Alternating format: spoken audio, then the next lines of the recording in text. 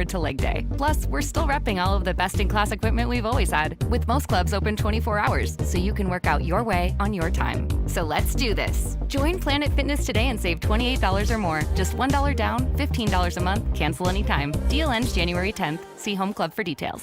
What's this? We're expanding the North Carolina Education Lottery Winners Club. That's a pretty big wrecking ball. Well, with all these new scratch-offs, this place is going to be packed with new winners. Okay, let's go ahead and knock this wall down. This is where we're putting the polo field. Whoa, patience, Trixie. This month's tickets are loaded with $150 million in total prizes.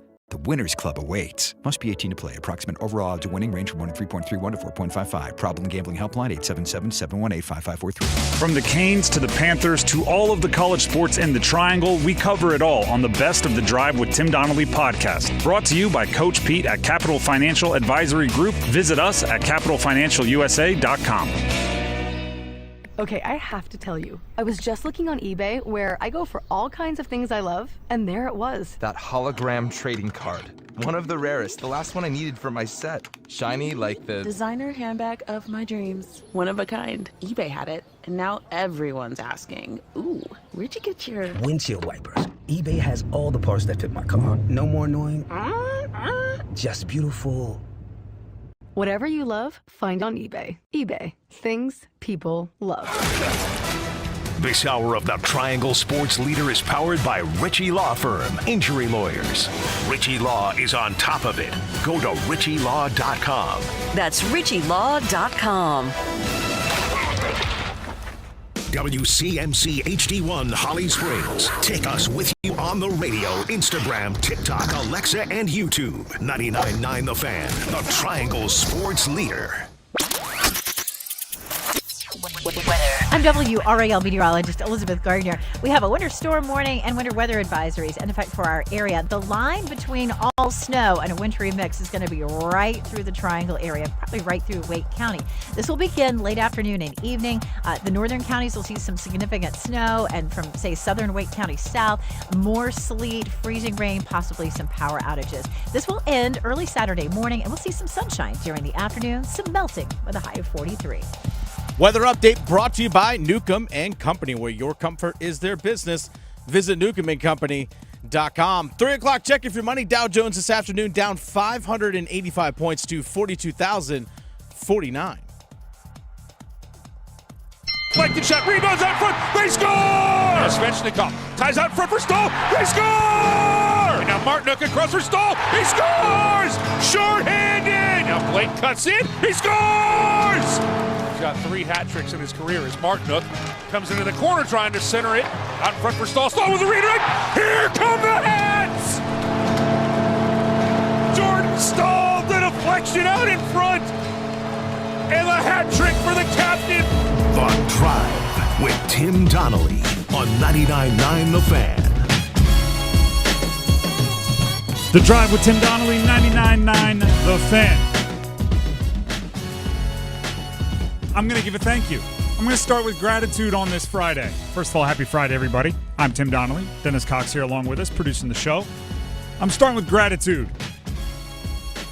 Thanks, Jordan Staal, for just starting the weekend early. Let's go. The hat trick, though, from Jordan Staal. That's how you start a weekend. It's his brother's weekend. It's Eric Staal weekend. Jordan said somebody with Staal on the back of the jersey better do something special. Went out and scored 3. What are we looking at, like 6 or 7 on the weekend?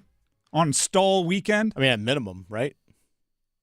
Like 6 or 7 tonight alone. Said, the goal-scoring brother is going to be here, so the younger – I mean, isn't that the younger brother move? Older brother's in town. Let me try to steal some thunder. Are you playing in the alumni game? Right. Oh, that's cool. I'm playing in the real one. I don't – actually, I was going to say I don't know if Jordan has too much to hang over Eric Staal, but there's times before Canes that we don't – Jordan can claim it, but we won't. There's cups and things. The Drive with Tim Donnelly, 99.9 The Fan. It is not a common occurrence that Jordan Staal gets a hat trick. It's not a common occurrence. I was on Yahoo Sports. They gave me these numbers. 1,005 days since the last Jordan Staal hat trick. Before that, 13 years. He has the NHL record for longest amount of time between hat tricks for a player. And that wasn't this time, but the last time. From 2008, 13 years later to 2022, he went without a hat trick. So it's not normal. But I think it was him taking matters into his own hands a little bit. I think he's sensing a lot of the things that we're sensing watching this team. And finally he said, you know what? It's my brother's weekend. I'm going to go ahead and put the urgency out there that is necessary. Down 2-1, goal for the captain. Shorthanded, goal for the captain. Oh, we're going into the third period with a 1-goal lead. Insurance goal, seal it, goal for the captain. That is the attitude. That is the action. That is the aggressiveness. I mean, there are a lot of games he doesn't even take 3 shots. Like, there is a certain amount of decision, of intentionality from Jordan Staal yesterday that I think a lot of players on that roster should look at and go, gotcha. I see what you're talking about, Cap. Because he can't be that guy often, right? He is very much in the I'm not as good as I once was, but I'm as good once as I ever was portion of his career. He is, I'll give you another stat for you.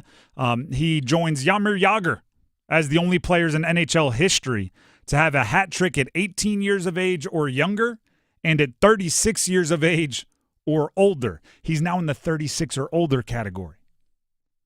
So he shouldn't and can't be the guy that when a team hits a slump or when a team feels a little slow or a little sluggish, he can't be the guy that drags them out of that every single time. He can be it occasionally. And hopefully that'll spark the guys that can do it more often, right? Hopefully, I believe one day Captain Aho is watching that and saying, oh, so that's what that's like. I knew it, but it was good to see it again. Next time, I'll be the one taking way more shots than usual when I feel a team needs that jolt. Hopefully Martin Necas was watching, going, I was scoring a bunch of goals early, but it was letting the game come to me. I have to learn how to do that thing where I force the issue a little bit and come away with a big game. Not saying every time you force the issue you get a hat trick or else then do it. But it's as much about trying to as it is about accomplishing it. Rod Brindamore after the game talked about seeing Staal get rewarded for everything he does. Well, it's rewarding, and you're just happy for him because you kind of summed it up. You said everything there about him. Does a lot for us. It just goes unnoticed. And tonight it was nice to see that he got rewarded with great game by him in his line. And he's a special player and does it like you said. He does so many things for us. It means a lot more than people give him credit for. A lot more than people give him credit for. We'll give him his credit then. When nights like that, here's the thing about like giving flowers, right? Because everyone always you got to give them their flowers. That's one of the new things in sports, right? Before they retire, before they're gone, give them their flowers. They got to do something to spark it, right? I'm not just going to come in here on a night where Jordan Staal like grinds the other team's best line a little bit and leaves with a pretty good penalty kill percentage and a decent face-off, and then come in here and wax poetic for 20 minutes about how awesome Jordan Staal is. Yeah. Right? But after a game like that, a hat trick, right, it's not must-win, but I really want to win situation that could be a turning point after that game, yeah, I am going to come in here and talk about how good he's been over the last decade. I am going to talk about how he's led some of these young guys as they've grown along in their career. Now we'll talk about it. You got to do something though. You got to give me an inch. I'll open the door, but you got to leave it ajar a little bit for me.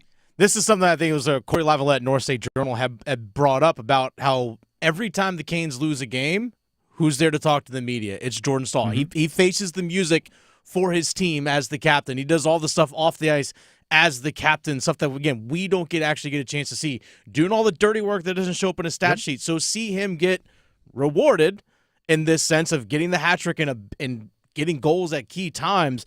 It is nice to see. It's like, hey, you know what? When the team is doing bad or team is struggling, you are there to answer the questions. Now it's, you know what? They won because of you. And that's not to say when he's doing the dirty work, they're not sometimes winning because of him. Sure. Also, it's harder to quantify those games. Exactly. Now we can tangibly see it. A hat trick is neon signs blinking, arrow at him. Hey, this was the guy today. And I talk about this as one of my kind of components of leadership. In bad times, if you're a leader, you would attract blame. You want everybody, arrows point them at me, coaches, quarterbacks, captains, those types of players, those types of athletes.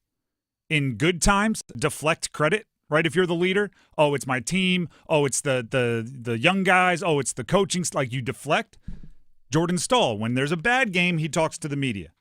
I'm glad occasionally he gets to have the game like last night where he talks to the media also, and the credit gets directed towards him. The throwing of the hats were here are your flowers. Yeah, exactly. That's what it is. The hats are your flowers. And way better than flowers, if you ask me. Exactly. Jordan Staal after the game on having a game like this at this point in his career. It's cool. Obviously, getting rewarded, with cookies is always a good thing. And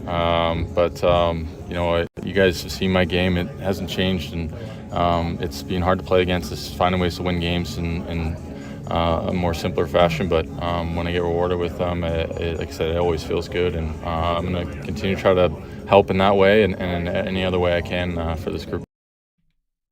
There you go. I'm glad he got to say that. I'm glad there was a microphone finding him. Now the challenge, take that spark and turn it into a bonfire, right? Now it's, all right, Jordan Staal helped you. He was the reason why you won a game against a team like Toronto, who, by the way, good team. Like that's not a throwaway win. Tonight you have Vancouver. Not as good a team as Toronto. Hopefully you don't need a hat trick from Staal. If he wants to do it, yeah, we'll come in here on Monday and talk about it. Talk about it even more. And then it's really a Staal weekend. But it's about taking the spark, right? When somebody makes the play, I always kind of cross-sport it to the sport I play in football. But like a slow game, if you're the quarterback or you're an offensive player, slow game, gross, maybe it's 10-7 in the third quarter, and your defense makes a crazy interception. Somebody jumps up one-handed. It looks like Odell Beckham Jr. to get an interception. They did their job, right? That's the spark. Now it's on the offense. The offense takes on the responsibility to run out onto the field and go turn it into points, right? Go score. What Jordan Staal did yesterday, that's his version of a one-handed leaping interception all the way back. Now it's up to, in this case, the offense, which would be the younger stars, to go, all right, he did his job. He sparked us. We were in a rut. We were in a lull. We were in a 10-7 game in the third quarter. He made the play. Now we have to go capitalize on it. We have to go score. Aho has to have a big game. Svetch has to have a big game. Jarvis, whoever wants to be the guy to grab that torch and run with it, it's now on them. Staal did his job. Shout out to the captain.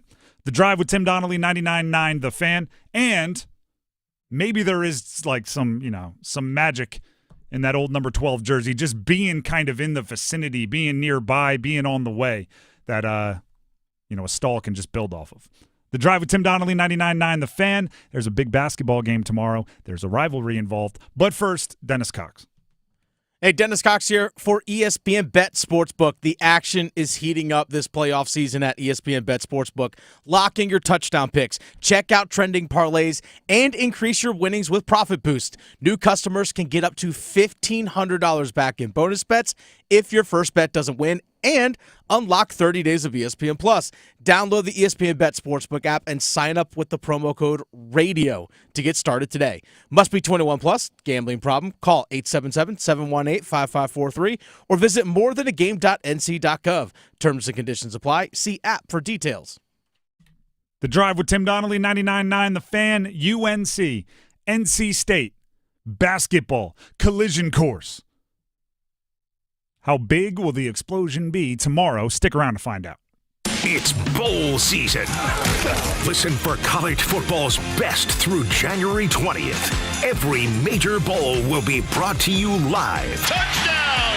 Travion Henderson, 66 yards, and the Rose Bowl route is on for the Ohio State Buckeyes. Bowl season on 99.9 The Fan and Buzz Sports is presented by Wilkinson Chevrolet Cadillac Buick GMC in Sanford, Amedios, and Roofworks. Progressive presents Renter's MVP's Most Valuable Possessions. Today's MVP, Joe Fallon's bedroom mini fridge. Sure, this pint-sized chiller's max capacity is 3 soda cans, but what it lacks in stature, it makes up in cooling strength. Each beverage a perfect 37 degrees every time. And the 2 feet Joe walks to get a drink? Priceless. That's why his mini fridge is today's MVP. Keep your most valuable possessions protected by bundling your renters and auto insurance with Progressive. Progressive Casualty Insurance Company affiliates and other insurers not available in all states. This is a story of the one. As a maintenance specialist for university housing, he knows college students can major in wear and tear. Plus, housing so many students doesn't leave a lot of room to house all the supplies he needs. That's where Grainger comes in. With over 1 million industrial-grade products and fast, dependable delivery, Grainger carries the quality products he needs so he doesn't have to. From a new door hinge to a whole new faucet. Call, click Grainger.com, or just stop by.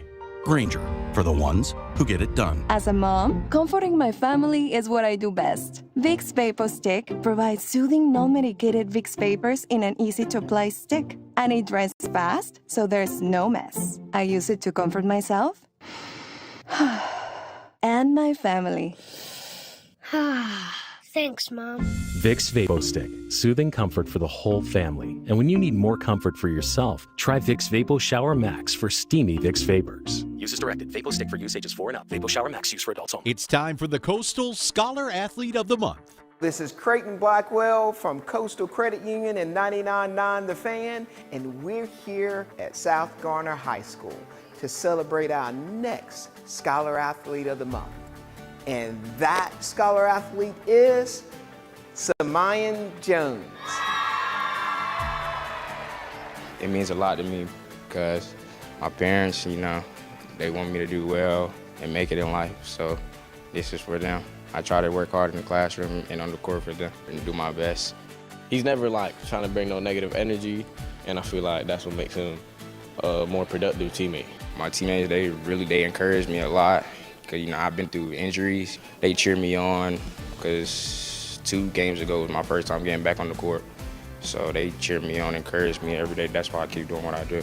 He was always there in practice, just cheering us up and just carrying us on for practice, even though he wasn't playing. So that just shows what type of guy he is. And then I have him in my class, so he's a great student as well. Just last week, one of his real good friends, he's like, Junior's just a good vibe, man. And that's what he is.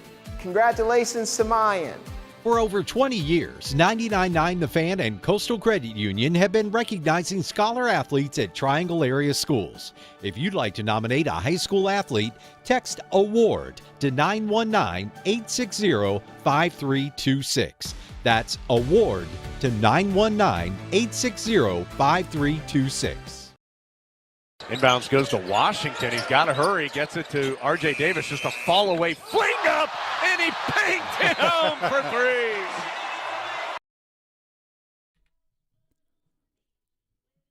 The Drive with Tim Donnelly, 99.9 The Fan.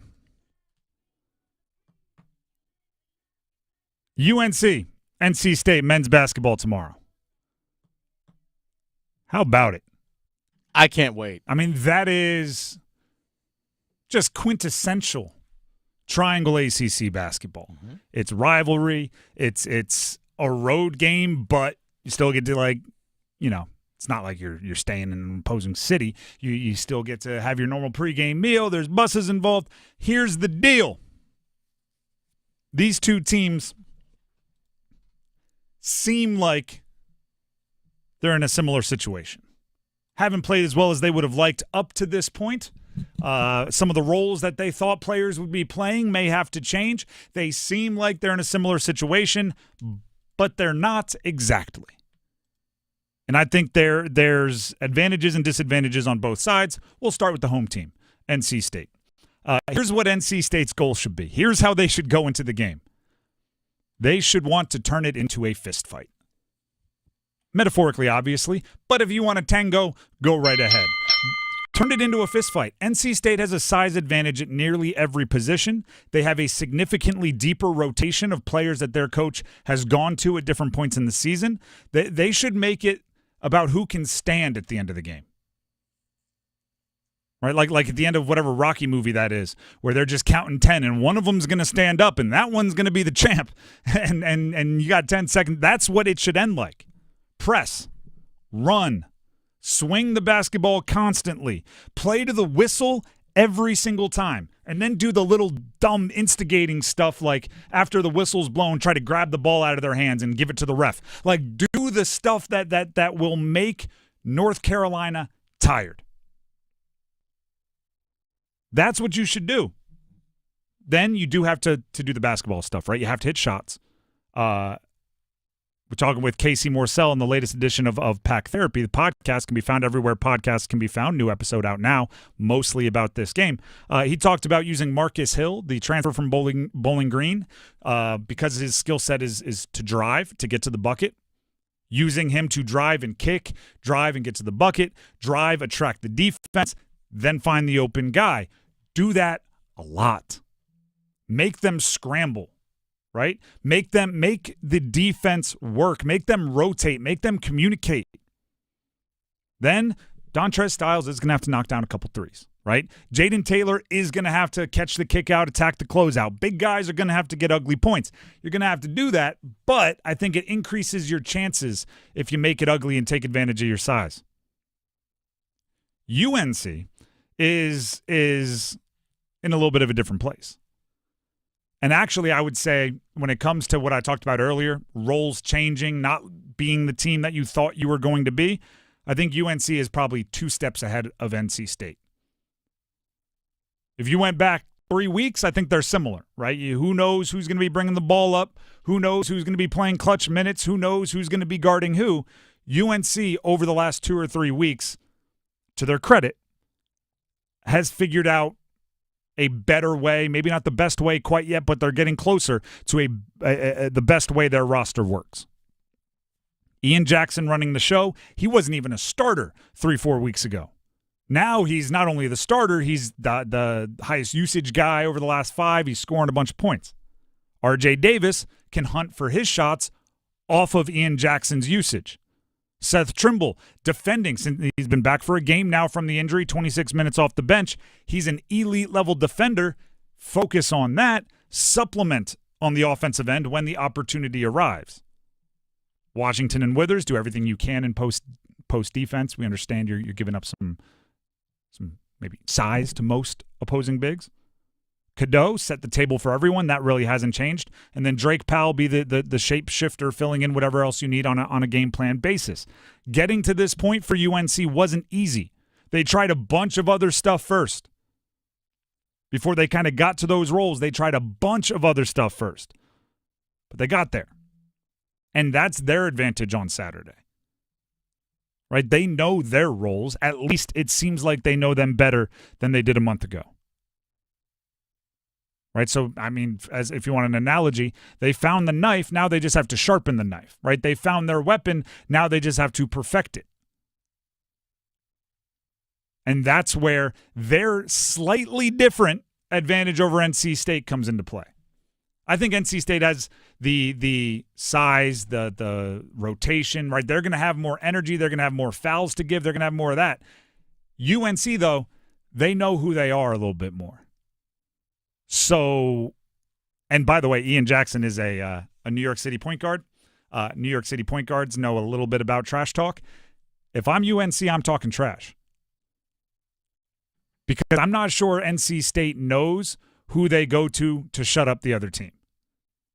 I'm not like, in years past, or last year, it became obvious, right? If the other team started yapping and we saw it, what was it, the Syracuse game in the ACC tournament? Yes. talking a ton.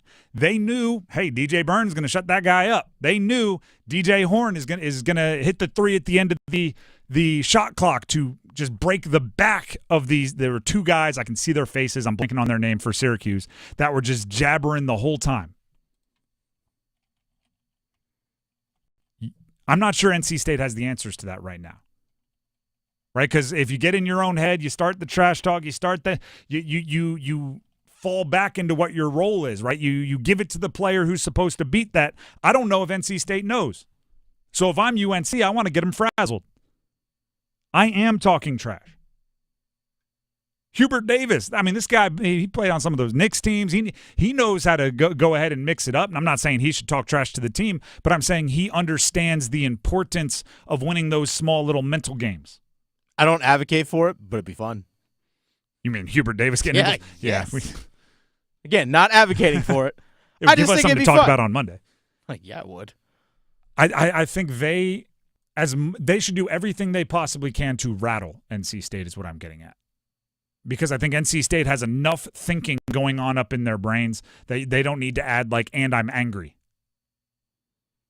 So it's very similar. Like I said, the advantages are only a little different. I think NC State has an advantage if it becomes like a metaphorical physical fight of a basketball game. If everyone's fouling, if you're running up and down the court a bunch, if there's one of those the rebound scrums where the ball gets tipped around and people are diving all over the place, I think all of that benefits NC State.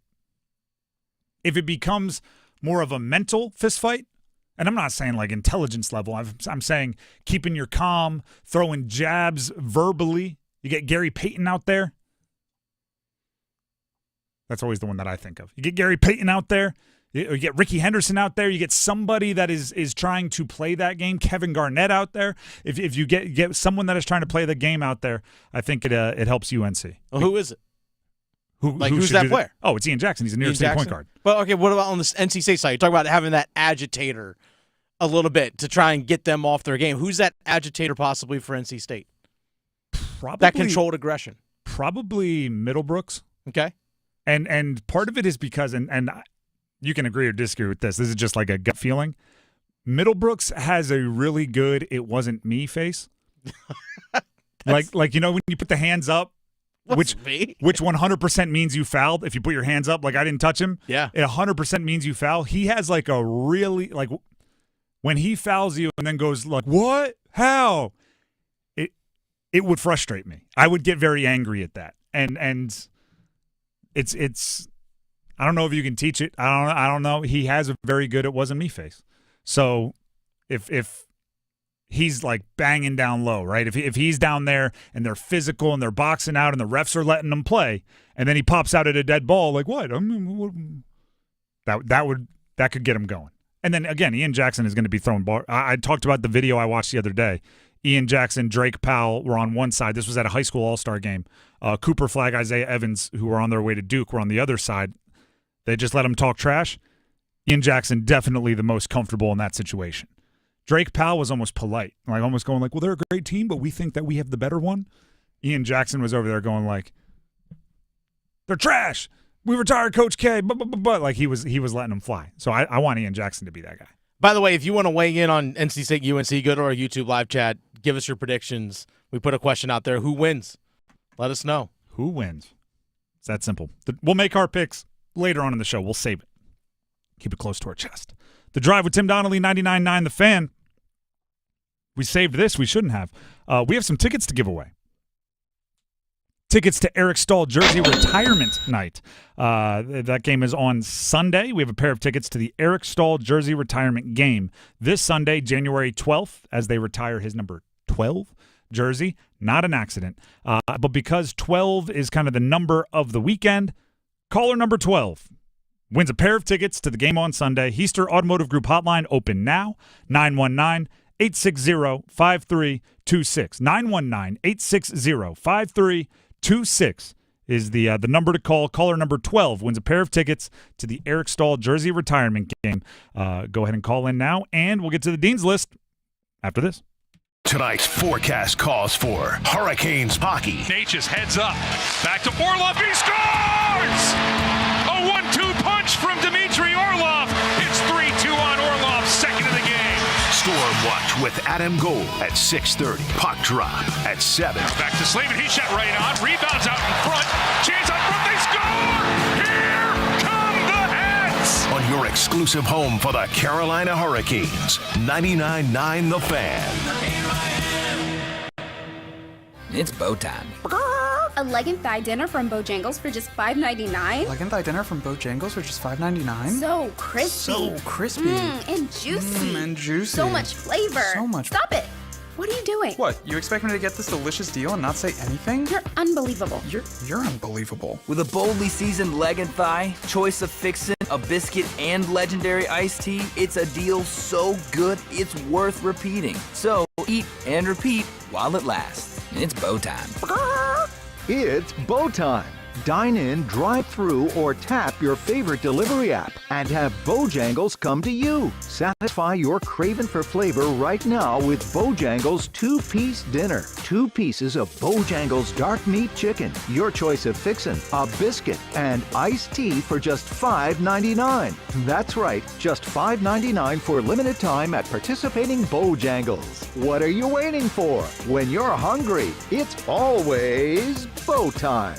New year, new career. Discover a new role with the Wake County Public School System. We're hiring bus drivers and special education instructional assistants. When you join us, you'll enjoy an inspiring and rewarding role, providing safe school travel and personalized educational support to amazing students. We have new starting wages, competitive benefits, many ways to grow, and more. Lend your crucial skills to the next generation at Wake County Public School System. Apply now at careers.wcpss.net. A few contest rules from sports radio stations The Fan, The Buzz. No purchase necessary, 21 to enter and play. Limited to 1 entry per person and 1 prize winner per family or household per contest every 30 days. Employees of Capital Broadcasting, its agencies, sponsors, subsidiaries, other broadcast companies, and immediate families of the above are ineligible to play. Winners are verified, complete documentation, and are responsible for all taxes and prizes received. All prizes are non-transferable and cannot be redeemed for cash. Winners give sports radio the right to publicize his or her name, likeness, or voice. Sports may change contest rules and prizes at any time and holds no liability for canceled or postponed events. Complete info of sports radio contests available at WRALSportsFan.com or during normal business hours at 3100 Highwoods Boulevard in Raleigh. At Uline, they know going the extra mile takes hard work. For companies pushing to go further, Uline will go the distance with you. 24/7, they answer the phone to get you the shipping and industrial supplies you need. Business can move fast. Unexpected large orders, adverse weather, new safety guidelines, and changing economic trends. Uline works hard keeping 41,000 items ready to ship, minimizing detours on your way to the extra mile. Visit uline.com. Hello, I'm John Heister for the Heister Automotive Group. And you know, we're constantly looking for ways to serve you better. One of the ways we do that is with something we call a Go-See. And that's where you select a vehicle from our inventory, and we have thousands, and we get one of our product specialists to bring that vehicle to you at your convenience. How do we do that? Well, it's simple. We have a group of employees that are evaluated based on the number of presentations they do. They're glad to do it. So it's just one more way we get off our keister and bring Heister to you. Graduate student from Salisbury, North Carolina, to give Notre Dame the lead in the final seconds. 41-yard attempt. Snap and hold are good. The kick is good!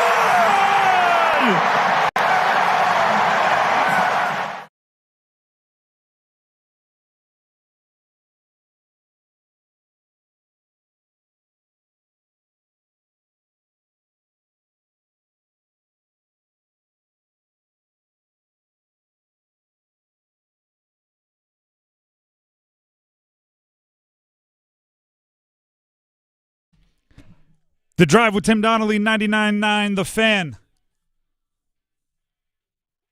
Jordan Stahl's hat trick last night for the Canes, it just got me in a good mood. Now the music just, it sounds better. Like, this is going to be a good weekend.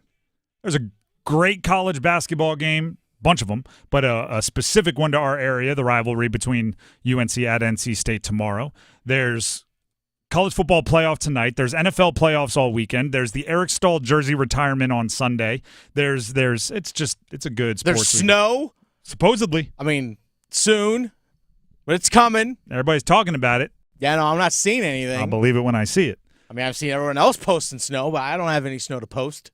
I hope it's one of those deals where you go to sleep like, I guess it's not going to happen, and then you wake up and there's, I don't know, like 3 inches of snow on the ground outside, just untouched, waiting to be disrupted by children making snowballs. My point is, it's good vibes, it's good energy, started last night and continuing right now, where Gus and Carey was caller number 12.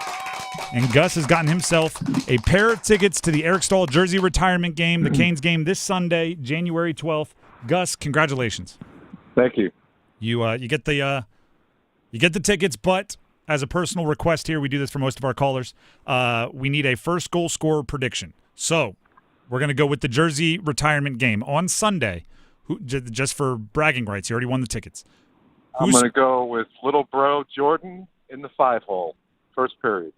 Jordan in the 5-hole, first period. Love it. And it would be, I mean, then you make the Disney movie right after that, right? You score on your brother's jersey retirement night. It goes right into it. So appreciate it. Congratulations on the tickets. Enjoy the game and go Canes. Appreciate it. Okay. There it is. Gus and Carey, the winner. He has Jordan Staal in the first on Sunday. This is The Drive with Tim Donnelly here on 99.9 The Fan. We're going to continue to kind of touch and bob and weave on the Canes game and the Canes weekend that is upcoming throughout the show. But right now it is time for the Dean's List. Class is in session. Part of having such a good weekend coming up for local teams is there weren't a lot of local teams in action last night. So our Dean's List, I had to get a little creative. The Dean's List. I'm going to start with this one. Steve Angeli, I think is how you pronounce it, the backup Notre Dame quarterback.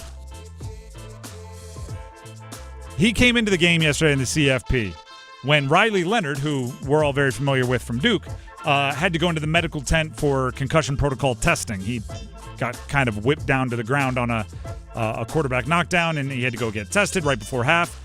Angeli came in, led a field goal drive at the end of the first half. Wasn't the most aesthetically pleasing drive in the world. There was a near fumble. There was a sack taken that made the field goal longer, but there was also 6 of 7 completions. There was also a little bit of moxie. So when he comes in and does that and gets to the field goal and does enough to score points on the drive, and you get 3 points, and how much did the Notre Dame Fighting Irish end up winning by? 3 points. Steve Angeli, the difference. Shout out to backup quarterbacks everywhere. It's going to be more and more and more and more and more and more and more rare. I can say 6 more mores if you want it. To have backup quarterbacks do that, because in modern college football, the moment a transfer in comes into that of the portal, all the ones that were vying for that starting spot, see ya, right? Go find playing time elsewhere. Backup quarterbacks are just going to go down in value, go down in ability. So Angeli hung around. And he might be the difference between them winning a national championship or not, and I want that acknowledged. This next one, Dean's List. It's a North Carolina native. His name is Mitch Jeter, Salisbury, North Carolina. He's Notre Dame's kicker. He had a 41-yard field goal at the end of the half. You just heard me talk about the drive by the backup quarterback. The field goal was made longer by a bad sack taken by that backup quarterback on 3rd down. So it went from like a 30-yard field goal to a 41-yard field goal. The kicker erased that mistake, which is big. He's also a North Carolina native, Salisbury, North Carolina. That's the connection. Then he had a 41-yard field goal with about 11 seconds left to win the game, and he drilled it. And I do have to, I don't know if it was like what do they call it when the Earth, like the Coriolis effect? Yeah. I don't know what it was, the Earth rotating, a gust of wind. It looked like it was fading right, and then it put its blinker on and turned left and went right into the uprights there for a good field goal. So like those new cars that self-correct you, put you back in the lane. Beep, beep, beep, beep, beep, and just send it right back in. Thank you, technology. Yeah, I appreciate it. Do you know what you might not like about Mitch Jeter there, Dennis? What's that? I particularly didn't reveal this to you before the show. First 4 years of his career, South Carolina Gamecock. Oh. Well, it's amazing. Now he's doing good things when he got away from there. Let's see. Making good life choices. Maybe that's it. The good news is he left. Last one. Do you have a Dean's List member that you want to throw on there? I do not have one. It's Friday. Teachers are checked out. Just roll in a... Yeah, school got out 3 hours early in Wake County. Oh, that's today. actually true. They've been home. Last one, and I told you I had to be creative. Purdue basketball. So we're obviously, and we're actually getting ready to, in the next couple of minutes here, talk about Duke basketball. Duke basketball is playing Notre Dame tomorrow. I got to talk about the game. And I saw that ESPN put out a new mock draft for the NBA next year. So I was like, let's go find out how many Duke players are first rounders, first two draft picks. Let's go see.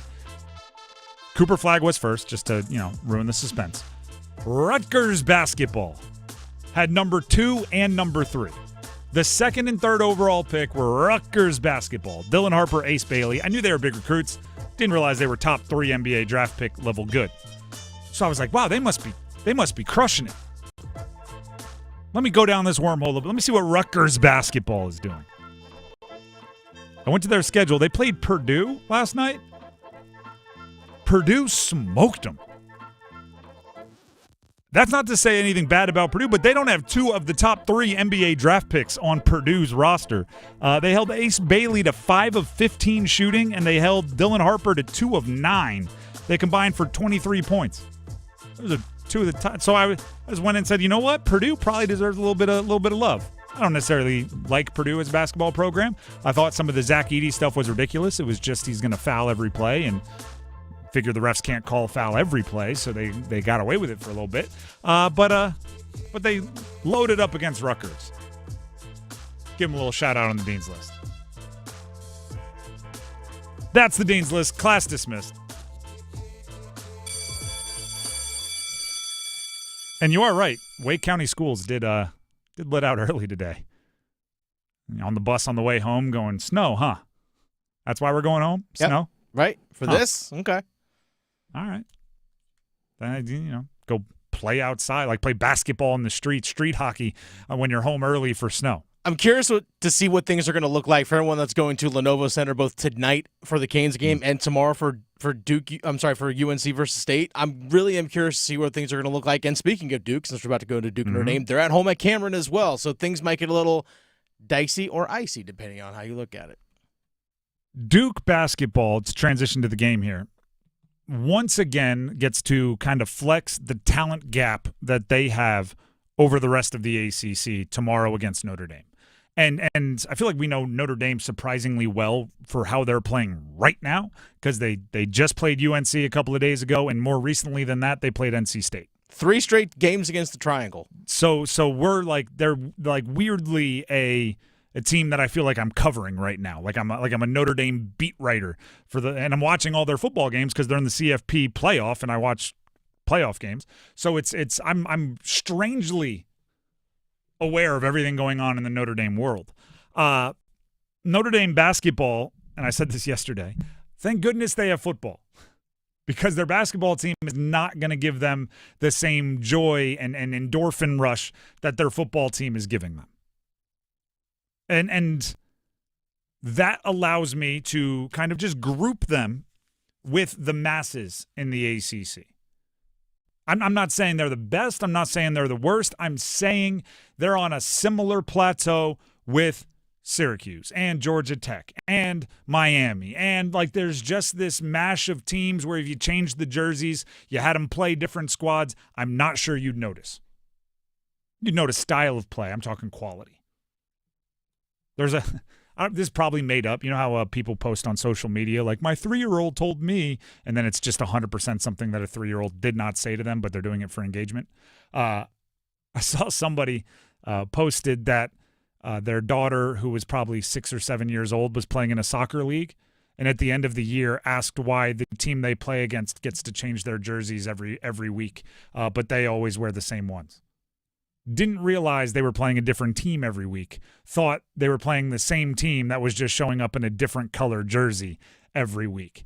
I think you could do that for some of these ACC schools.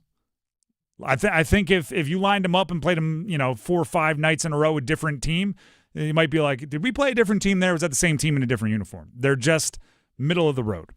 And when they're middle of the road, Duke is just going to be above them. There are a few teams, I would put UNC in there, probably NC State later in the season, not right now, where if you catch them on like a great day, that they'll be more threatening. But then there's 7 or 8 teams where a great day, they're not super threatening. A bad day, they're not super threatening. That's where I put Notre Dame. So Duke comes in. Actually, since I teased that I did look at the NBA draft big board, I should give you the insight. This is just another way to kind of show the talent gap between Duke and everyone else. In ESPN's latest mock draft, they did a full first and second round NBA mock draft. Cooper Flagg went number 1. Con Knipple went number 7. Common Malawash went number 11. Tyrese Proctor went in the second round, number 42 overall. And Sion James went number 50 in the second round. Sion James. The rest of the ACC, Drake Powell from UNC 15th. Ian Jackson from UNC 24th. Stanford's Maxime Reynaud 51st. That's it. Bruh. That's it. So Duke, when they're playing these games, right? When they're playing the games against the also-rans, it's win and. That's how I've been describing it. Or that's, I've been dancing around it. That's how I'm going to describe it for them this season. It's about deciding how to fill this blank. Duke, to have a successful day, needs to win and blank. Then you decide how you fill it in, right? Every game could be different. If you're playing against Stanford and Maxime Reynaud, then it would be win and something to do with stopping Maxime Reynaud, the 7'1" projected second-round pick for Stanford. If you're playing on the road at a place with a little bit of a raucous environment, it would be win and deal with the fans and not let it shake your focus. This weekend, against Notre Dame at home, I'm going with this. For Duke to have success, they need to win and get Common Malawash going offensively. Notre Dame has some size. I'm not going to say they don't. 6'9", 6'10". They got a couple guys in their rotation, but they're grinders. Malawash should be more offensively than he's been. His teammates allow him to just kind of fall into the role of, I'm going to set a screen, I'm going to roll, and if they don't have me in perfect defensive position, throw the thing up to the top of the square, and I'll catch it and dunk it, and I'll do that 3 or 4 times, and I'll finish the game with 6 or 8 points. 2 free throws, maybe 2 more. Like that, he could do that. But I can't help but think, what if Common Malawash wasn't on a team with Cooper Flagg and Con Knipple and Tyrese Proctor and all these guys that have their own skill sets? I think he could be a 15-point-per-game scorer. And I think having that potential is important. And realizing that potential is important. His skill allows him to do much more than catch lobs. And I think in these games where you're going to be ahead, right, unless you wake up sleepwalking, unless you play horrendously, you're going to have a chance to do some things. Focus on unlocking that potential.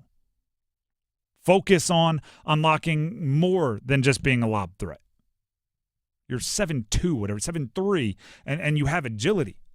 That should unlock things offensively for you. So, and you're the 11th overall pick in the ESPN mock draft.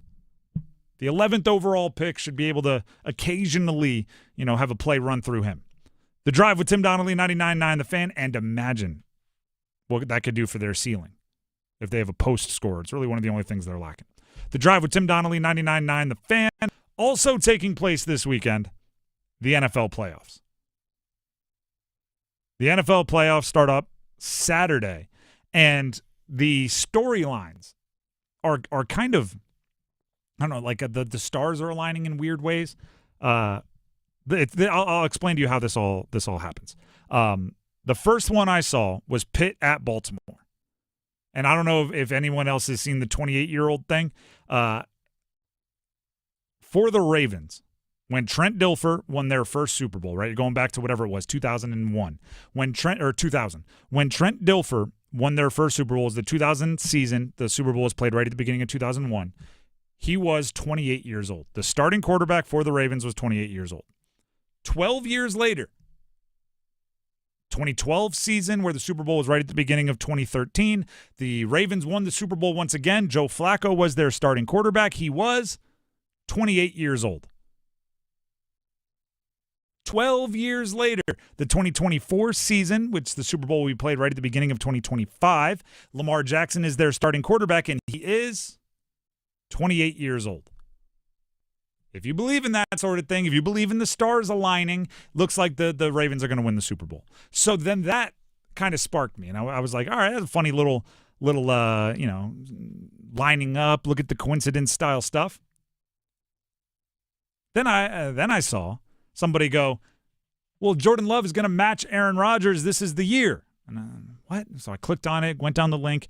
Aaron Rodgers won his Super Bowl with the Green Bay Packers as a wild card, unheralded team that had to go on the road a whole bunch in his second year as a starter after sitting for 3 years behind Brett Favre. This year for Jordan Love, his team is an unheralded wild card team that'll have to go on the road a bunch in his second year as a starter after sitting behind Aaron Rodgers for 3 years. Oh, starting to see some storylines here, aren't you? What about this one? The first game tomorrow on Saturday. Jim Harbaugh took over the Niners his first time as an NFL head coach. The previous year, they were a 6-win team, and they won a playoff game after he turned them around in his very first season. Well, Jim Harbaugh and the Chargers have a chance to do just that. Jim Harbaugh took over. Last year, the Chargers were a 5-win team, didn't sniff the playoffs. Now they have a chance to win a playoff game after he turns them around in his very first year. And there's even more. How about this? Playoff game, RG3's rookie year, Robert Griffin III for Washington. It was as good as it got in the RG3 era. He was the offensive rookie of the year. They had played well. They took the world by storm. They get to the playoffs. They lost the playoff game, and nobody in Washington would have believed you if you told them that's as good as it's going to get. Jaden Daniels. He's going to be the offensive rookie of the year. They're going into a playoff in their first year with him as the starter. And if you were to go right now to Washington and tell anyone this is as good as it's going to get, they would tell you they're crazy, that you are crazy. There's a lot of storylines that could potentially repeat. Now we just need to figure out if we think that's actually how it's going to be. There's other storylines for the other games also. Things like Josh Allen taking maybe a jump and trying to enter that level of guys that have reached a Super Bowl. He'd has to beat Denver first. There's the relocation of Minnesota and the Rams, which was scheduled to be played in L.A., but due to the wildfires, changing locations to Phoenix. That's a storyline in and of itself, and it's hard to find, like, hey, just like last time for something as unique as that. If you just look at it from the Rams' perspective of, well, I mean, is my home going to be there when we get back? Like, can we even go back after this game? Minnesota, it's business as usual. It's, we're just redirected over here. And you never know from the Rams' perspective if it's, I'm talking now football, and obviously, and I said this, I'll say this every single time, I don't mind the qualifier. Sports are the not even on the list of important things when it comes to these fires in California. People are losing their homes. They're losing things they've worked their entire lives for, and you just hope everyone's safe and everybody's able to bounce back and the recovery is quick and everything. And there's so many conversations that smarter, more important people need to have about that. From a football standpoint, which is, again, not important, but it's what we do. You never know if it's good or bad for a team like the Rams, because sometimes they are just thirsting for compartmentalizing. They want to go out onto the field. They want to focus on football because it's the escape, and it's where they can let out all the tense, stress and everything that comes with everything else. It's a sense of normal. Exactly. Sometimes it's healing, but then also sometimes it's, I haven't been able to focus on film all week because I am worried about, my house burning down, or we didn't get a chance to grab the whatever out of the garage, and I'm worried that we're never going to see it again. Like there's that as well. So I'm not going to pretend like I know how or what they're going through. but it is 100% part of the story for that playoff game now that the NFL has decided not only are they moving it, but they're playing it, right? They're not going to postpone it or anything like that. So, LA Chargers at Houston. It's the first playoff game. That's a banger in a lot of ways. Herbert versus Stroud. Go back to the beginning of the year, everyone was, maybe Herbert's not that good. Everyone was C.J. Stroud's the next coming of the number one quarterback in the league. A lot of that's flipped this year. They're going to face each other in the postseason. Pitt at Baltimore. Pittsburgh, Baltimore.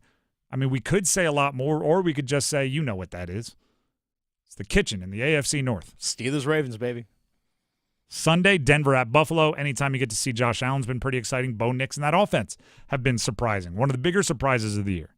That Denver defense is also really good. The what I see it being called, the Anonymous Crush, because right the best Denver defenses have been called the Orange Crush, and they call it the Anonymous Crush because they're one of the best defenses in the league, and people are like, name someone on that offense other than Surtain.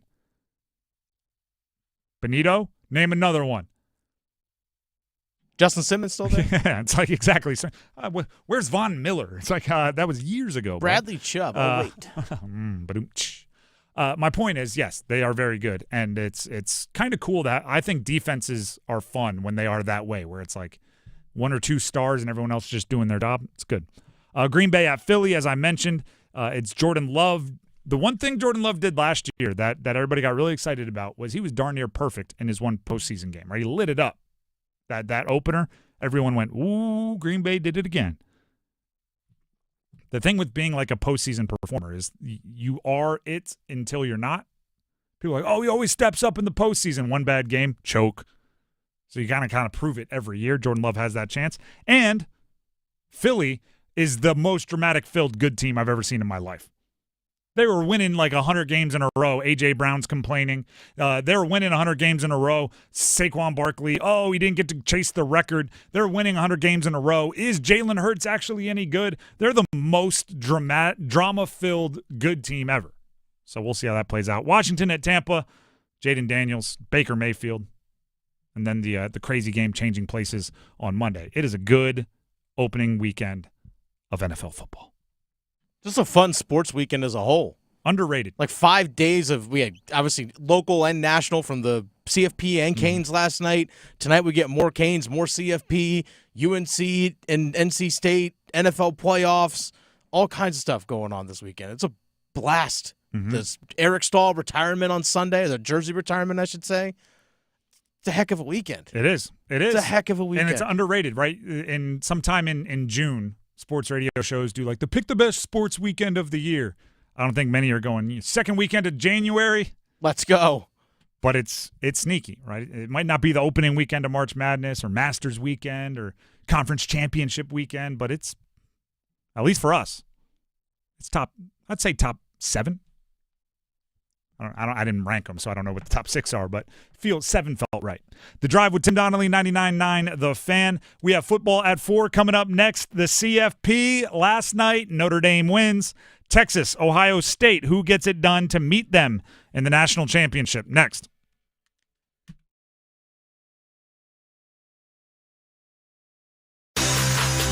It's bowl season. Happy New Year! Listen for college football's best through January 20th. Every major bowl will be brought to you live. Notre Dame wins it 27-24. The Irish will play for the College Football Playoff National Championship. Bowl season on 99.9 The Fan and Buzz Sports is presented by Wake Men, Sammy's Tap and Grill, and Roofworks. The new year is here. Time for change. Start a recession-resistant new career in the high-demand fields of IT, cybersecurity, and AI with My Computer Career in just months. Already in IT? Build your cybersecurity skills and prep for thousands of open positions employers nationwide are desperate to fill. Attend classes live online or on campus. Make this your year. Go to mycomputercareer.edu and take the free career evaluation today. That's mycomputercareer.edu. Financial aid is available to those who qualify, including the GI Bill. What's this? We're expanding the North Carolina Education Lottery Winners Club. That's a pretty big wrecking ball. Well, with all these new scratch-offs, this place is going to be packed with new winners. Okay, let's go ahead and knock this wall down. This is where we're putting the polo field. Whoa, patience, Trixie. This month's tickets are loaded with $150 million in total prizes. The Winners Club awaits. Must be 18 to play. Approximate overall odds of winning range from 3.31 to 4.55. Problem gambling helpline 877-718-5543. Are you annoyingly inattentive? Do you watch a movie and then ask a zillion questions because you weren't paying attention? Do people ask, how do you sleep at night? Then you should get a mattress from Mattress Firm. They can help anyone sleep. Mattress Firm's semi-annual sale and clearance is happening now. Save up to 60%, plus get a free adjustable base with select Sealy mattresses. Get matched at Mattress Firm. Sleep at night. Restrictions apply. See store or website for details. Hey, what do you say? John Forsland here for my friends at Buffalo Brothers. It's hockey season, baby. I live and work on both coasts, and here's the deal. There's nothing like Buffalo Brothers. The best wings on the planet and a great place to watch all the big games. Visit all 5 Triangle locations for great specials, including half-price pizzas Monday through Friday, 4:30 to 6, and $6 Jamesons on Sunday. Dine in, carry out. BuffBrothers.com. Aw, man, now I want wings. Attention Canes fans, your Carolina Hurricanes are calling on you to bring the energy to Lenovo Center. Get ready to immerse yourself in the electrifying atmosphere of the loudest house in the NHL. Join us in the stands to witness thrilling goals, epic hits, and be a part of the heart-pounding action. Don't miss out as we continue our quest for the cup. From the first puck drop to the final horn, there's nonstop excitement at every Carolina Hurricanes game. Secure your tickets now at hurricanes.com/tickets. Let's go Canes. This hour of the Triangle Sports Leader is powered by Ritchie Law Firm, injury lawyers. Ritchie Law is on top of it. Go to ritchielaw.com. That's ritchielaw.com. They score! WCMC HD1 Holly Springs. Take us with you on the radio, Instagram, TikTok, Alexa, and YouTube. 99.9 The Fan, the Triangle Sports Leader. I'm WRAL meteorologist Elizabeth Gardner. Winter storm warning, winter weather advisory. The line where we see snow versus a wintry mix is going to be right through the Triangle area. We'll see a high of 37. We'll see increasing clouds. And then late afternoon and evening, this may start as a little rain, shift over to snow for a bit. Northern counties up, say north of Durham, could see some significant snow. South of Raleigh, a lot of sleet and freezing rain, potentially some power outages. 28 overnight tonight. This ends early tomorrow, 43, and a little bit of melting. Weather update brought to you by Newcomb and Company, where your comfort is their business. Visit newcombandcompany.com. 4 o'clock check of your money. Dow Jones at the closing bell down 705 points to 41,929.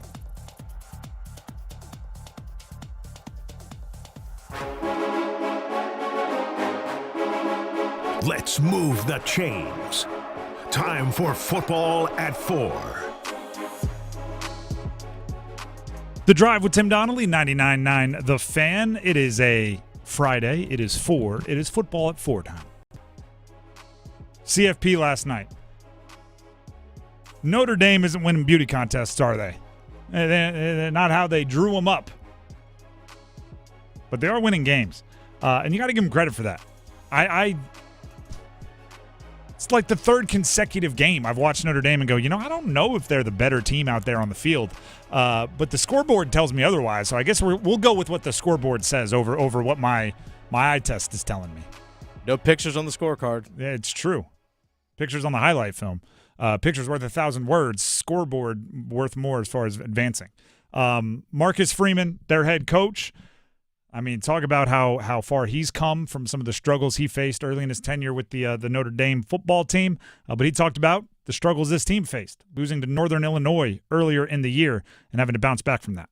We've had low moments, but we had a really low moment.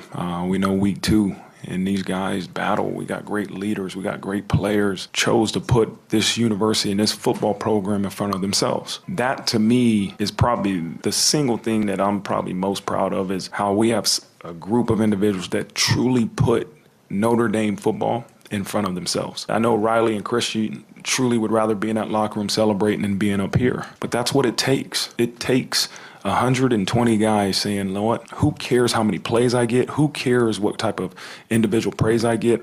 It's all for Notre Dame and to make sure we achieve team glory. It's all for Notre Dame. Notre Dame's good at that kind of stuff. People just say it, right? Like, win one for old Notre Dame. It's all for Notre Dame. You know what's frustrating about that game last night? The narrative, the archetypes that those teams were, it played out how I thought it would. I just had the winner wrong. I had the final wrong. Notre Dame is a great college football team. That's how I described them yesterday. That's what they were last night. Riley Leonard did not play a pretty game. He did not play a game that is going to make NFL coaches salivate over his play. Threw for like 220 yards, 1 touchdown, 2 picks. Ran the ball 18 times for less than 2 yards a carry. Touchdown. 1 trip to the medical tent for a concussion evaluation and a win. Jeremiah Love is a beast. He's an underclassman running back.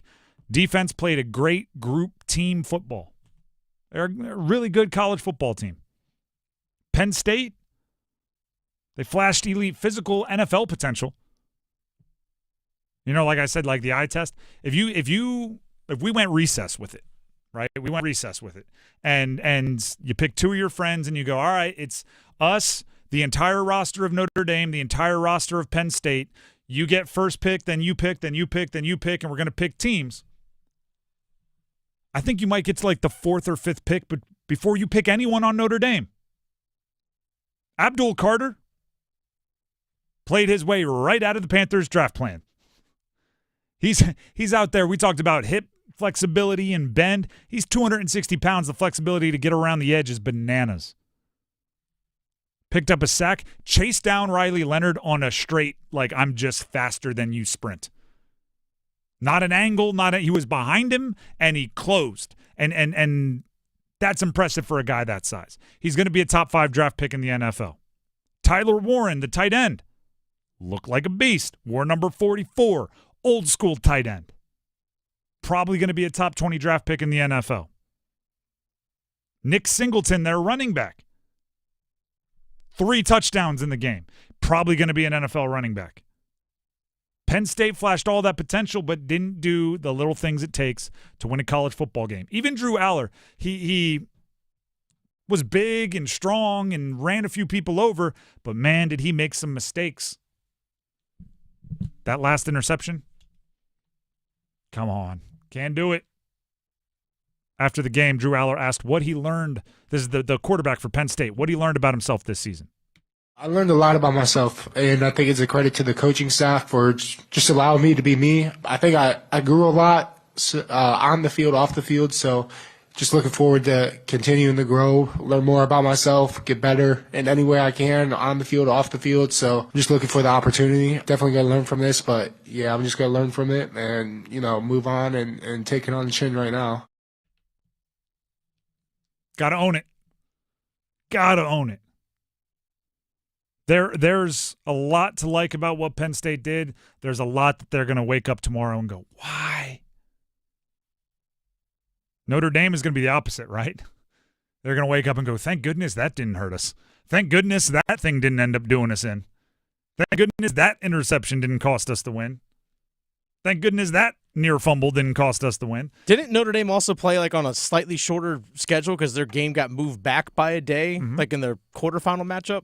Yes, it's like Penn State had 2 more days, so it's like, yeah, that wasn't a factor. Yeah. Yes. I'm not gonna. I was gonna say that I don't really buy that. That's a huge disadvantage, but it's a disadvantage, so I'll allow it as if I'm some kind of judge with a gavel. Tonight in the college football playoff, Texas versus Ohio State winner matches up with Notre Dame in the college football playoff. This is kind of what last night was, but times 10. What I mean by that, like the way I'm comparing them is Penn State had really impressed through the first 2 weeks of the CFP. Notre Dame, not so much. Well, guess what? Ohio State really impressed through the first 2 games of the CFP. Texas, really not so much. right? Making it a game against Clemson for Texas and then escaping in overtime against Arizona State and the Scatabooyah, Cam Scataboo, who looked like, I don't know, Booby Miles out there against Texas. Ohio State pulverized Tennessee and then absolutely rolled over the number 1 team in the country, Oregon. The NFL talent that I highlighted for Penn State pales in comparison to the expected NFL talent of Ohio State, particularly their offense. Abdul Carter might be one of the top 5 picks in this year's draft. Jeremiah Smith is a freshman on Ohio State, and it's pretty consensus that if he were in this year's draft, he would be the number 1 pick in this year's draft. Wide receiver, started the year 17 years old. Egbuka, the other wide receiver, might be a first-round pick. Travion Henderson, Quinshon Judkins. These guys are future NFL major contributors for Ohio State. Texas has some, don't get me wrong. They have the Thorpe Award winner back there in the defensive secondary. Isaiah Bond will likely end up being a first or second round pick at wide receiver, but that's on the heels of him running a bananas 40 and not the production he's put on the field for Texas this year. If I'm looking for reasons why this game might tilt, I think this one comes down to the QBs. And that's not just me being a quarterback is so important kind of nerd. Quinn Ewers, I don't trust him in these moments. Will Howard, I don't know if I trust him in these moments yet. I need to see. I'm waiting to see how he responds to a playoff game where things are not awesome from the jump. That Oregon game, like, coaches don't get mad at you for smiling early in the third quarter of that Oregon game. Coaches don't like smiling on the sideline, right? Locked in, stay focused. This one's not over. About halfway through the third, Ohio State fans and coaches were like, nah, you go ahead and enjoy this one. Look around, take it in. How does the quarterback respond when you're down 14-10? Now, Ohio State fans are saying, why would we have to learn that? Let's just win everyone by 30. Sure, go ahead. I just don't know if I've seen a college football team against elite competition string together 4 really, really good games where you dominate. And if you do, you deserve everything you get. Quinn Ewers, the other side, there's a lot of rumors. Talked about this going into the last game. He overcame it. There's a lot of rumors. And what I mean by that is portal NIL money rumors. There's rumors that there's a $3 million offer from a Big Ten team that somehow Quinn Ewers has gotten wind of. There's NFL conversations. Is he going to declare? Is he not? There's Arch Manning rumors. There's the whole he's not going to stick around next year to not be the starter, which means Quinn Ewers has to go somewhere, which takes away the opportunity for him to return to Texas, even though he still has eligibility. Did you know what's crazy about college football? Quinn Ewers was talking to the media leading up to the game tonight. Mm-hmm. Said he has his mom on his payroll. Okay. Pays his mother a salary. He is a college football quarterback. Must be nice. Reporter with I think a pretty funny follow-up said, if you win, does she get a pay raise? He said, well, we'll have to go into negotiations. We'll meet and discuss. Talking about a son. And by the way, that part was all joking. But he was serious that he has his mom on his payroll. There are money decisions to be made. And, oh, by the way, you got to play in a really important semifinal football game with the national championship appearance on the line. I want to see how he handles that. The Drive with Tim Donnelly, 99.9 The Fan. Before we move on, speaking of money, Tim Donnelly here for DraftKings Sportsbook. If you win enough, maybe you can put your mom on your payroll and start giving her a little portion of the winnings. Playoffs. I like betting on playoffs. We're talking about playoffs. You bet we're talking about playoffs. Get in on the action at DraftKings Sportsbook, an official sports betting partner of the NFL. Scoring touchdowns, it's key to winning in the playoffs. And you can score big by betting on them at DraftKings Sportsbook, the number one place to bet touchdowns. Yeah, I like to say this about the NFL playoffs. It's where you go to your break glass in case of emergency. In the regular season, we don't want to give our running back too many carries. We want to keep him fresh. In the postseason, if it takes 45 touches, give him the ball 45 times. Same true with running quarterbacks. Oh, don't dive for the first down. We'll live to fight another day. In the postseason, get that first down. So you can kind of lean that way when you're betting touchdown scores, right? Maybe you like the main characters a little bit more. New DraftKings customers can also bet $5 to get $200 in bonus bets instantly. Download the DraftKings Sportsbook app and use code TIMD. That's code TIMD for new customers, no spaces, and you will get $200 in bonus bets instantly when you bet just $5. Only on DraftKings Sportsbook. The crown is yours. Gambling problem? Call 877-185-543 or visit morethanagame.nc.gov. 21 plus, North Carolina only. Eligibility restrictions apply. Bonus bets expire 168 hours after issuance. For additional terms and responsible gaming resources, see dkng.co/audio. When we come back, we have ladder challenge to get to. I am back on the winning track. I don't know why I messed with hockey. Football is where I do my best work. It's fair. Again, I'm staying in football, but we'll get to the ladder challenge coming up next. Tonight's forecast calls for Hurricanes hockey. Natchez heads up. Back to Orlov. He scores! A 1-2 punch from Dmitry Orlov. It's 3-2 on Orlov, second of the game. Storm Watch with Adam Gold at 6:30. Puck drop at 7. Now back to Slavin. He shot right on. Rebounds out in front. Chance on front. They score! Here come the Hats! On your exclusive home for the Carolina Hurricanes, 99.9 The Fan.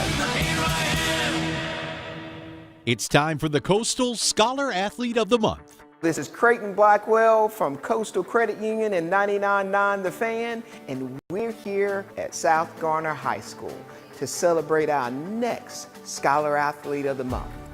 And that Scholar Athlete is Samayan Jones.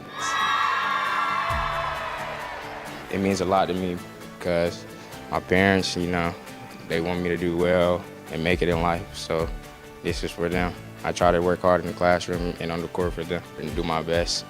He's never trying to bring no negative energy, and I feel like that's what makes him a more productive teammate. My teammates, they encourage me a lot because, I've been through injuries. They cheer me on because 2 games ago was my first time getting back on the court. So they cheer me on, encourage me every day. That's why I keep doing what I do. He was always there in practice, just cheering us up and just carrying us on for practice, even though he wasn't playing. So that just shows what type of guy he is. And then I have him in my class, so he's a great student as well. Just last week, one of his real good friends, he's like, Junior's just a good vibe, man. And that's what he is. Congratulations, Samayan. For over 20 years, 99.9 The Fan and Coastal Credit Union have been recognizing scholar athletes at Triangle area schools. If you'd like to nominate a high school athlete, text AWARD to 919-860-5326. That's AWARD to 919-860-5326. Now's the time to shop limited time doorbuster deals during Pro Savings Days at Lowe's. Save $50 on a Little Giant King Combo 6-foot ladder. Was $199, now $149. Plus, save $100 on a DeWalt XR 20-volt Power Stack 5 amp-hour battery. Was $199, now $99. Get these can't-miss deals now before they're gone.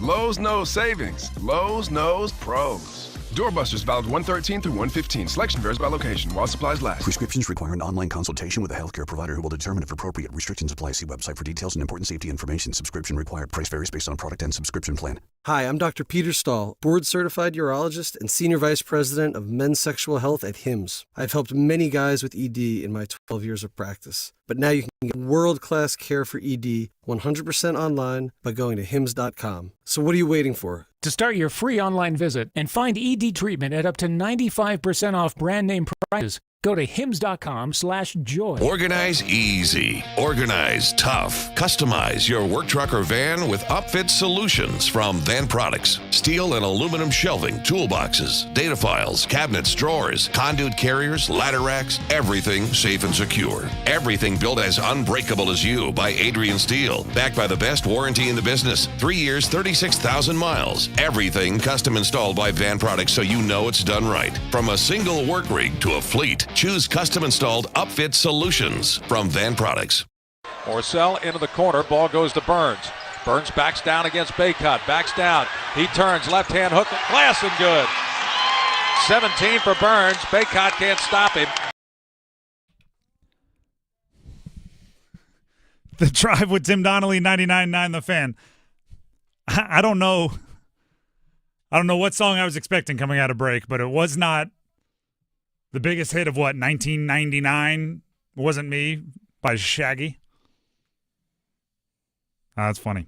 It just caught me off guard. Happy Friday, everybody. Yeah. Happy Friday. The Drive with Tim Donnelly, 99.9 The Fan. It is time for the Ladder Challenge. Ladder Challenge gambling competition between Dennis and myself. Every day throughout an entire month, we make a what we call likely to win bet between minus 500 and minus 1,000 odds for the gamblers out there.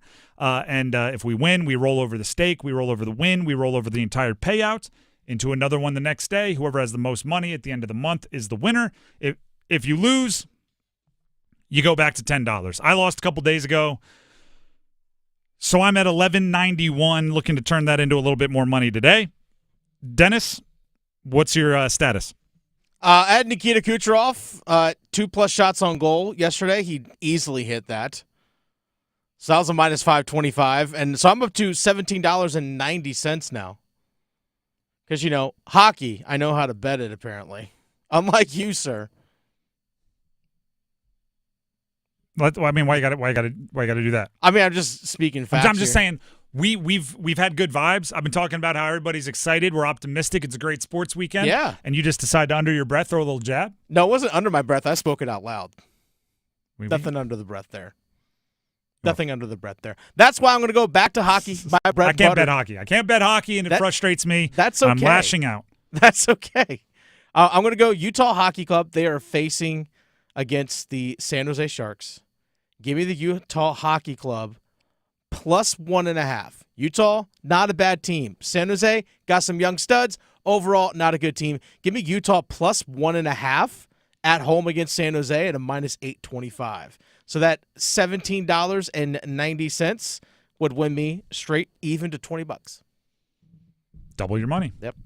2 times. Here's what happened for me last night. I had Penn State plus 13.5. Notre Dame ended up winning the game, not nearly by 2 touchdowns. So that bet hit, turned my money into $11.91. Today, since we have the entire weekend to choose from, I'm going to tomorrow's NFL action. Give me Lamar Jackson 25 or more rushing yards versus the Steelers. I talked about this a bit earlier today. I'm not saying they're going to win. I am also saying that later. But for right now, I'm just saying Lamar Jackson probably a little bit more willing to run in the postseason than he is in the regular season, simply because the games matter more. You don't have to worry about, there's less I need to protect myself for the postseason when you're in the postseason. So 25. And by the way, Zay Flowers not expected to play out with an injury, which just means a few more times he'll drop back to pass and not have his guy there, and he'll take off and run. 25 plus. It's minus 750. Turn my $11.91 into $13.61. That's what we're looking for. So we're starting slow, but we're on the way. The Drive with Tim Donnelly, 99.9 The Fan. Also, over this weekend, not only is there NFL playoffs, there is a Canes game tonight. Mm-hmm. So we have our first goal scorer predictions coming up in about 13 minutes. That we do. We're going to need 3 official contestants from you out there on the phone lines to pick who's going to score the first goal for the Canes tonight and in what period they will score it. If you get both of those right, there's a sweet Apex Racing Lab gift certificate in it for you. We'll take those callers, like I said, in about 13 minutes. So start thinking about it, start bouncing around with the ideas. In the meantime, yesterday, as part of our Pack Therapy podcast, co-hosted by myself and former NC State guard Casey Morsell, we broke down the NC State UNC basketball rivalry, a little bit of history, and look towards the game on Saturday. We thought you might enjoy it, so here's a clip, a snippet. If you want the full thing, go find it everywhere podcasts can be found. It is a bit of my conversation with Casey Morsell. Enjoy. Tim Donnelly, Casey Morsell. Casey, now looking towards this weekend, right? This version of State is playing this version of UNC. You're not there. Armando Baycott's not there. Harrison Ingram's not there. DJ Burns isn't there. DJ Horn. It's different teams, same uniforms. Yeah. Looking at this one, both teams I think are still trying to find themselves from a basketball identity standpoint. Yeah. Freshman Ian Jackson, we talked about him earlier, a little bit of trash talk. But you also brought up your defensive mind. Freshman scoring, 21, 22, whatever he's scoring per game over the last 5. Do you bring a little something special for him? Are you changing up your defensive calls every time, trying to confuse them? Like, how do you deal with a freshman that seems to have it going offensively? Yeah, I think you just got to be physical. I think freshmen, that's something they might be really skilled, but I think the more physical you are, then they start it turns mental at that point. And I think NC State, that's something that can work in their favor based off of the experience that they have. But in general, when it comes to this game, the team that guards the best is essentially going to win. Like, it's going to be a straight defensive brawl. I think they kind of cancel out offensively, even though they have, UNC has more notable scores, more stars in their recruiting, like 4 and 5 star guys. Yeah. I think they're going to cancel out, and it's going to be, it's going to go back and forth. Like, it's going to be close. Like, the fans in NC State, like, everyone's going to get into it.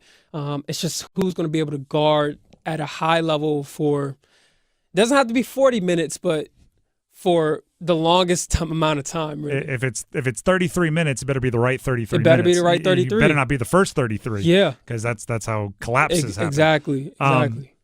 What is Kevin Keats like going into a game like this, right? Because we played audio on my show earlier today. We get Coach Keats. Oh, yeah. We're going to watch the film of this one. We're going to learn, and then we just got to get ready for Carolina because they're next up on the schedule. Yeah. And my take was, I wish we could have like a video that was his, 2 minutes to the media at the podium. Yeah. And as soon as it's over, cut that video to the locker room with the doors shut and what he's saying. Because every coach does it. But what is Coach Keats like going into the UNC game, maybe differently than going into the Notre Dame game? Well, I would say it is great that they're going into it with a win, right? Mm-hmm. I mean, pulling off, no matter, even though it was Notre Dame, like, it's still a win that you're heading into the game with.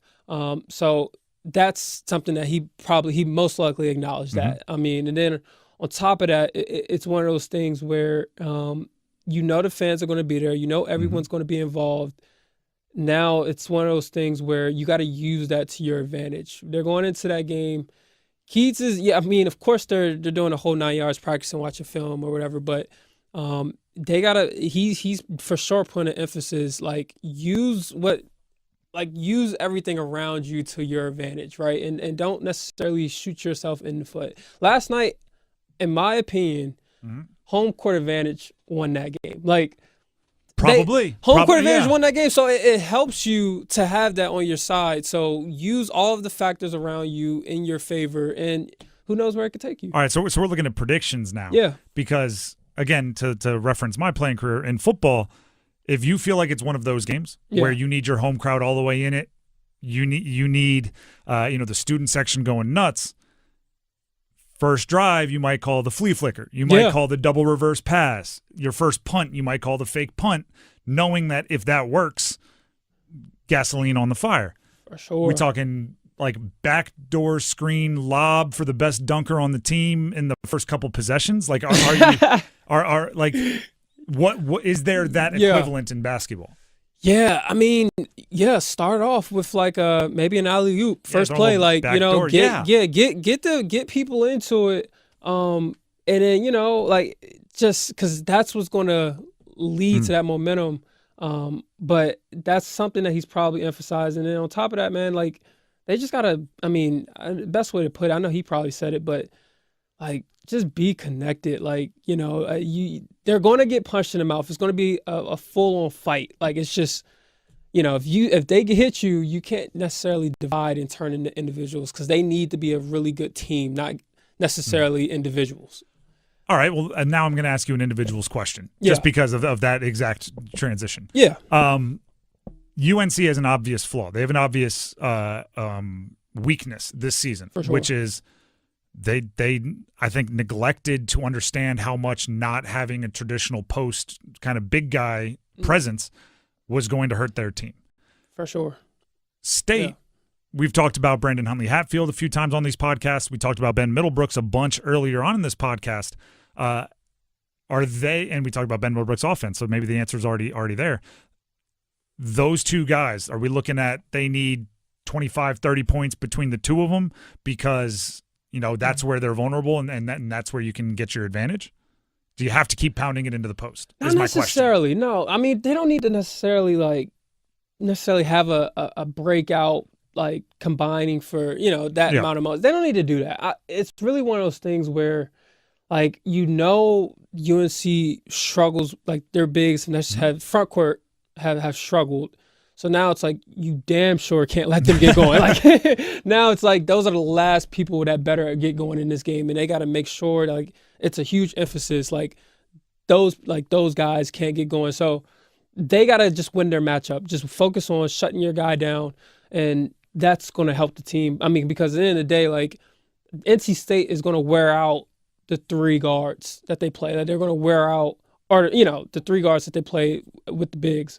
So. Oh, okay. Well, when you say NC State's going to wear out the guards, are you talking about their guards or State's guards? Are you saying like NC State's going to wear? Okay, so you're going to make UNC's perimeter guard and run for sure and because chase. because they're going to be guarded full court for 40 minutes, and they're going to be playing in transition. So All right, perfect. You've led right into one of the points I've been making about this team.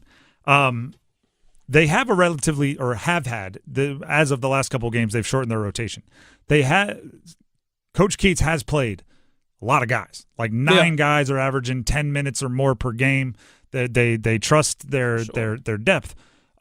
They are, and actually I'm going to bring up the stat for you because it's jarring.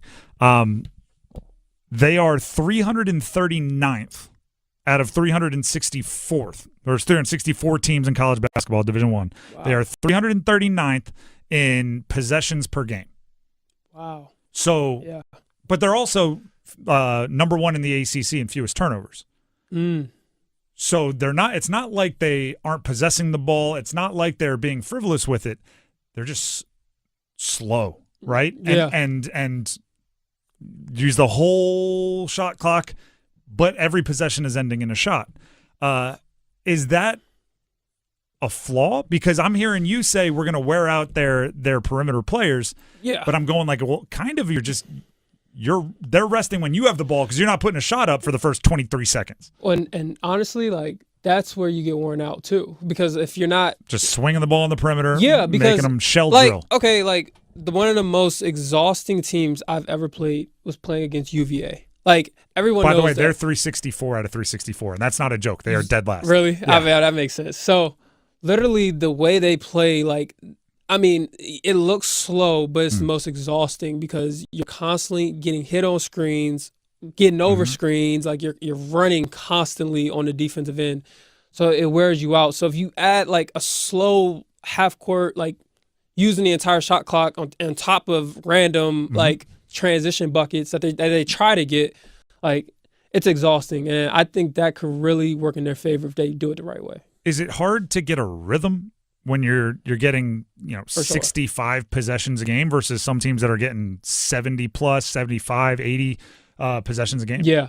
It could definitely be hard. Because we spent the first however many minutes of this podcast talking about figuring out their identity offensively, and then you're sitting here saying, well, it's hard to get a rhythm when your possessions are so labored. Yeah, I mean, but one of the things though is that for them, the thing is that I'm not gonna say it's tough. Actually, I'll take that back. It's not tough. It's just inconsistent. Like, I think if they consistently played like with a certain pace and a certain rhythm every game, then it will be easier to build that rhythm because you know what to expect. But if it's one game high, one game low, and then, you're just kind of reading, I don't know, just it changes from game to game, then that's where it gets tough for not just anybody. I mean, for anybody, not just the guys on this team. Once again, that was from the Pack Therapy podcast. Casey Morsell, my co-host, and I chopping it up. If you want the full breakdown from Casey and many other breakdowns in different episodes, find it everywhere podcasts can be found. Pack Therapy, our YouTube channel, 99.9 The Fan, and all other apps as well for podcasting.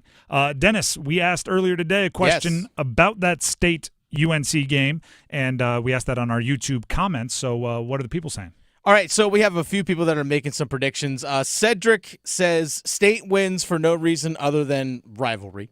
That's what he says. Because you can't pick anything else. Exactly. Anthony says UNC, but Nothing Man says both NC State and UNC will lose to Duke by 40, so I'm not sure how much this game matters. Well, okay. So we're getting it from all sides of the triangle. That's just, getting in the mix. Like, were you invited here? I don't know. Whose side are you fighting on? I just like throwing punches, so I jumped in. What are you guys fighting about? That's I'm not sure it's wholly untrue right now, but, there's a reason why you don't play all the games the same day. You got time to figure it out before those other matchups. The one you have to worry about, State UNC tomorrow. That's the one that is number one on their priorities at the moment. Number one on your priorities right now at the moment, I'm talking to you, the listeners, it's coming up with the first goal scorer for the Canes Vancouver game tonight. Vancouver in town, and we need some first goal scorer predictions. Call in right now, 919-860-5326. That's 919-860-5326 with who you think will score the first goal of the game for the Carolina Hurricanes and in what period you think that first goal will be scored. If you get both right, you get an Apex Racing Lab gift certificate. While Dennis fields the phone lines, I will let you know what that gift certificate entitles you to. The ultimate sim racing experience at Apex Racing Lab. Rev up your engines at Apex Racing Lab, the Triangle sim racing destination. Experience the ultimate thrill with 20 cutting-edge simulators, expert instructors, and world-class virtual tracks. Located in Carey's McGregor Village in Greater Raleigh. Visit Apex Racing Lab today and unleash your racing passion. Learn more at apexracinglab.com. Once again, that is Apex Racing Lab. Want to be clear here as we get the callers on the line. We are looking for tonight's game. There's a lot of attention, and rightfully so, on the Sunday game where they will be retiring number 12 for Eric Staal. That is not the game we are looking for our first goal scorer predictions. Whenever we do this, and we do this every time our show is on a game day, it is for the game taking place that day. First caller, Chad in Hillsborough. Chad, welcome to the show. We're happy to have you. Who's going to score the first goal? I'm going to say Roslovic in the first. Roslovic in the first, and what has you looking towards Jack Roslovic? I mean, he's killing it on the goals right now for the team, so I think he's due for another one coming up. I appreciate it. Go ahead and stay on the line. Dennis has to grab some info from you. If you're going to pick Roslovic for anything, it should definitely be a goal scorer. At one point in time, he had like 12 goals and no assists, which is kind of absurd. But if you're going to predict him to do anything, goal scoring would be the one. Brandon in Goldsboro next up here on the line, looking for a first goal scorer prediction. Brandon, welcome to the show. Who scores it and in what period? I'm going to go with Burns in the first. Burns in the first. Now, I'm not saying this is how it broke down, but I just got the vibe. Like when I asked you still hadn't quite made your decision, and you just decided on Burns. Is that true, or was it always the plan? No, I had Burns first, and I was debating on him and Orlov. I'm going to go with Burns. So you're definitely coming from the blue line. I like it. Yes, sir. Yes, sir. Go ahead and stay on the line. Dennis will grab some info from you, and Randy in Durham will round out the official contestants. Randy, welcome to the show. Who scores the first goal, and in what period? Shretsikov in the second, 0-0 after the first. All right, there was some modulation there. What was the name you said? Shretsikov. Oh, Svechnikov. Gotcha. In the second, you said?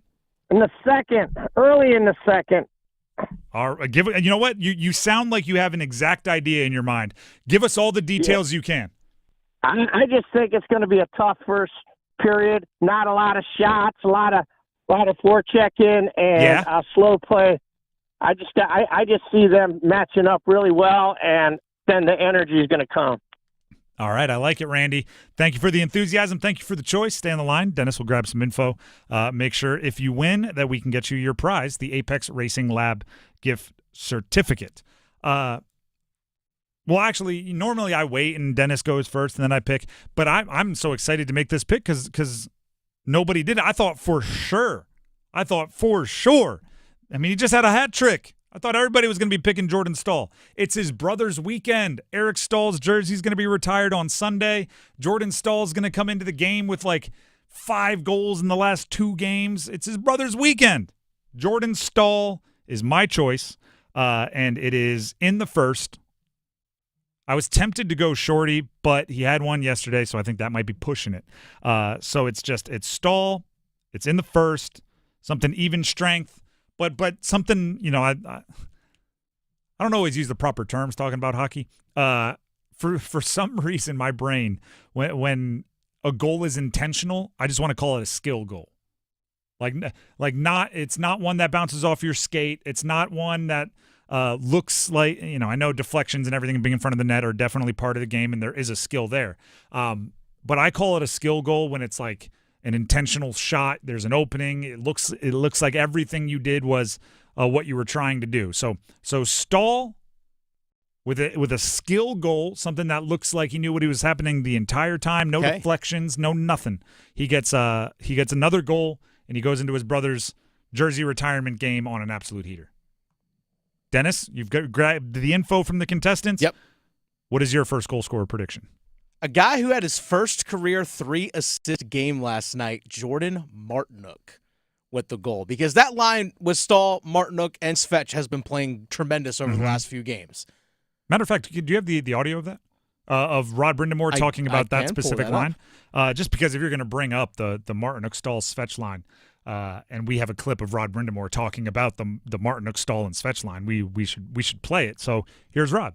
I just like the fact that they were hard to play against tonight. I'm sure if you ask them, that was not a fun game for the other guys to play against, and that's what Jordo does. And now with Marty, same thing. You look at that goal to start the third period, it's just all Martinook, really. Again, probably gets unnoticed too, the stuff that he brings every shift and every night. So, again, I'll take the win. We needed it. Now we gotta find a way to move on and get ready for a tough one again tomorrow. They're hard to play against. It's his turn. We saw Staal score each last couple games. We've seen Svetch score recently as well. They've all chipped in with assists. Now it's Martinook's turn to score. Give me Martinook in the first period. All right, describe it. It's got to be something kind of gritty, grimy in the front of the net, right? Oh, easily. It's going to be a chip into the corner off of a rush. Svetch is going to go get the puck. He's going to circle around the net. He's going to throw it in front. It's going to go off the skate boot of Jordan Staal right to Jordan Martinook off a rebound. He's going to hammer it home. I am getting close. I'm teetering on the edge of going all in on Svetch is about to get a heater. I fall for Svetch all the time where I'm like, there it is. He's turning the corner. We're going to get awesome Svetch. He's done it. And I'm close there again. Not there quite yet, though. We do have a few predictions from our online. I should remind everybody, if you didn't get in as an official contestant, our YouTube comments on our live stream on 99.9 The Fan, you can make bragging rights picks. Who's going to score the first goal and in what period, and we'll give you glory and praise if you get it right. Brandon says first goal prediction is Jackson Blake with a sick move out front, middle of the first period, probably his third or fourth shift. Had a goal last night, so I do like this. Mikhailov 08 says first period Natchez. I both are answers that, I hope you saying them makes them more likely, because I think those would be very good for the team. And then Matt Morrison says it's not only going to be Natchez in the first, but he's going to get the first and second goal of the game in the first period. First and second? Yeah, first. So he's doubling up. Buy a lotto ticket if you get that one right. The Drive with Tim Donnelly, 99.9 The Fan. And if you're really into it, I'm sure you can find a sports book that will give you some odds. The Drive with Tim Donnelly, 99.9 The Fan. Speaking of bold predictions, I would say first and second goal for darn near anybody would be a pretty darn bold prediction. Maybe I'll work that in. We have real, bold predictions, certified, authenticated, bold predictions next. The Adam Gold Show. Look, I love the fact that the Tar Heels have won their last two games. Here's what I am worried about, though. They're doing it without being able to rebound the ball on the offensive end. They have to get second chance points. That's what their offense has been built on forever. Since I have been alive, they have lived on the offensive glass. This team can't do it. They just don't have enough size. The Adam Gold Show, weekdays starting at noon on 99.9 The Fan. breaking news, and this one is almost unbelievable. Yeah, it's all about new customers at Bet365 because they get $150 in bonus bets guaranteed when they bet $5. And even better, bonus bets can be used on the spread, totals, and player props. There you have it. Bet $5 to get $150 in bonus bets guaranteed. And see why? It's never ordinary at Bet365. 21 plus only. Must be physically located in North Carolina. Gambling problem? Call 1-877-718-5543 or visit morethanagame.nc.gov. Available in app only. T&Cs apply. Military veterans and active duty service members, you could become a certified cyber warrior with just 12 weeks of training at My Computer Career. Cybersecurity specialists are in high demand, and IT pros with these skills often enjoy abundant opportunity and a great lifestyle. Protect our people, liberty, and treasured institutions from cyber threats. GI Bill, SkillBridge, and other VA benefits are available to those who qualify. Learn more at mycomputercareer.edu/CWP. That's mycomputercareer.edu/CWP. Navy Federal Credit Union can help you dominate debt with a 0% intro APR on credit card balance transfers for 12 months. And right now, you could get $250 when you spend $2,500 using a Cash Rewards or Cash Rewards Plus card. Visit NavyFederal.org. Navy Federal Credit Union. Our members are the mission. Navy Federal is insured by NCUA. After the intro rate expires, variable APRs are 15.15% to 18% based on credit worthiness. Rates are subject to change. ATM fees for cash advances are up to $1 at non-Navy Federal ATMs. See if you're a winner every night. Watch live lottery drawings on WRAL TV's 11 o'clock news. That's right. Carolina Pick 3, Carolina Pick 4, and Carolina Cash 5 numbers every night on WRAL TV's 11 o'clock news. See if you're a winner before you go off to bed. Get your lottery numbers live every night. North Carolina Education Lottery. Only on WRAL TV's 11 o'clock news. This hour of the Triangle Sports Leader is powered by Ritchie Law Firm, Injury Lawyers. Ritchie Law is on top of it. Go to RitchieLaw.com. That's RitchieLaw.com.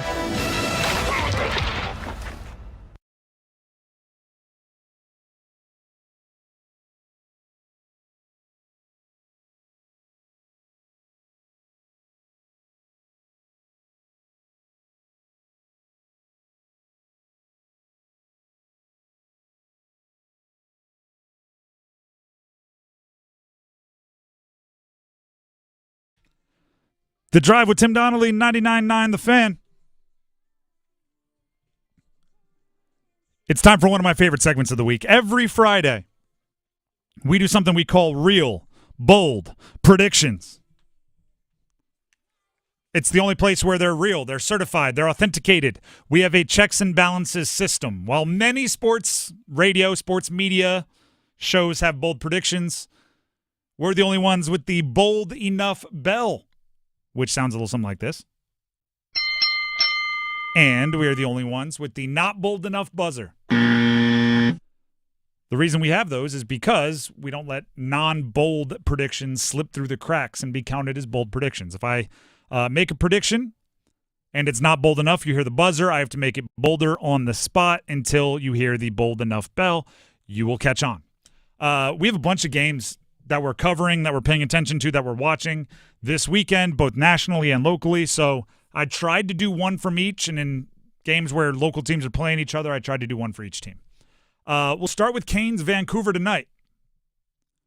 I didn't get to do this for first goal scorer prediction because I wanted to emphasize Staal, but I do love picking Canadians against teams from Canada, and they're playing Vancouver. Seth Jarvis, goal scorer today. Seth Jarvis, multi-point, including one goal today. At least one goal. At least one goal. So at least goal and an assist, 2 goals, whatever you want it to be. Seth Jarvis, again, where's Vancouver? How close is that to where he grew up? Well, he's from Winnipeg. You don't know where any None of those of it. are. I'm asking, is it long way or short way? Think of it from basically Denver to Seattle. All right, not close. Close enough. But Canada. But there you go, exactly. It seems like it works out for me in the long run. Canadians versus teams from Canada. Canes versus Anaheim on Sunday.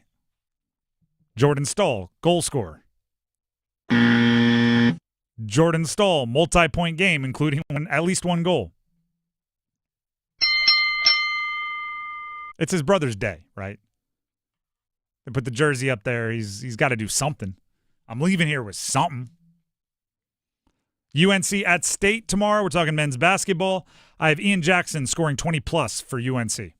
I have Ian Jackson scoring 23-plus for UNC. I mean, 25-plus for UNC. I'm better. I was going to check to see if the bell was broken. A freshman in a first rivalry game on the road. But he doesn't know. Is it a rivalry to him? Come on. You heard him this week. Yeah, well, I think that was part of the rivalry. On the other side, I think Ben Middlebrooks, 12-plus points. This is Ben Middlebrooks. We're not. Yeah, okay. I know. 12. We'll go 14-plus points. Has he had the one in the postseason last year. How many times has he scored more than like 15? I'll go 15-plus points. We're going to 1 point this bad boy until I get a bell. We're just going up one. You tell me how high I have to go. We're going to go at 1 point at a time. It's easier to just tell me 17. So is 15 got the bell? Yeah, 15. All right, 15 for Ben Middlebrooks. Staying on the college basketball world. There's a lot here, so we are kind of cruising through them, but got to do what you got to do. Staying in the college basketball world, Duke versus Notre Dame. Also tomorrow, it's in Cameron. Duke holds Notre Dame to less than 60 points. Less than 60 points. We'll go less than 55. I wasn't going to go lower than 55. I was going to have to start doing something else. Start saying lower than 55 and they score more, whatever it is. This game has 81-52 written all over it. Yeah, it kind of does. Which then just shows even more the difference in how well the teams from the Triangle are playing, because like common opponents give you an idea of how well teams are playing. UNC played Notre Dame 1-1 on a miracle finish. NC State played Notre Dame 1-1 on a miracle finish. Now Duke plays Notre Dame. That's like all back-to-back-to-back on Notre Dame's schedule. It's going to tell us kind of how much better Duke is playing than those other two at the moment. Ohio State, Texas tonight. Looking at the CFP, everybody. Ohio State running back Travion Henderson, 30-plus yard touchdown run. 40-plus yard touchdown, but because I'm going 10 extra yards, catch or run. They have two running backs. Travion Henderson just seems to make the big plays. They have two future NFL running backs, probably high draft picks, top two rounds or top 2 days. Travion Henderson just seems to break the big plays while the other one does all the hard work. Judkins is like, I'll take the 7 hits to gain 4 yards. Henderson's like, yeah, once they tire out, let me know. I'll get him on the edge. I got you, fam. Yeah. We'll celebrate together. I'll keep the game ball at my house, though. NFL playoffs. We have a whole bunch of NFL games to get to. 5 of them over the weekend. We won't do the Monday night game because we tend to keep these to weekends. LA Chargers at Houston. It's the playoff opener. I'm going Justin Herbert runs for a touchdown.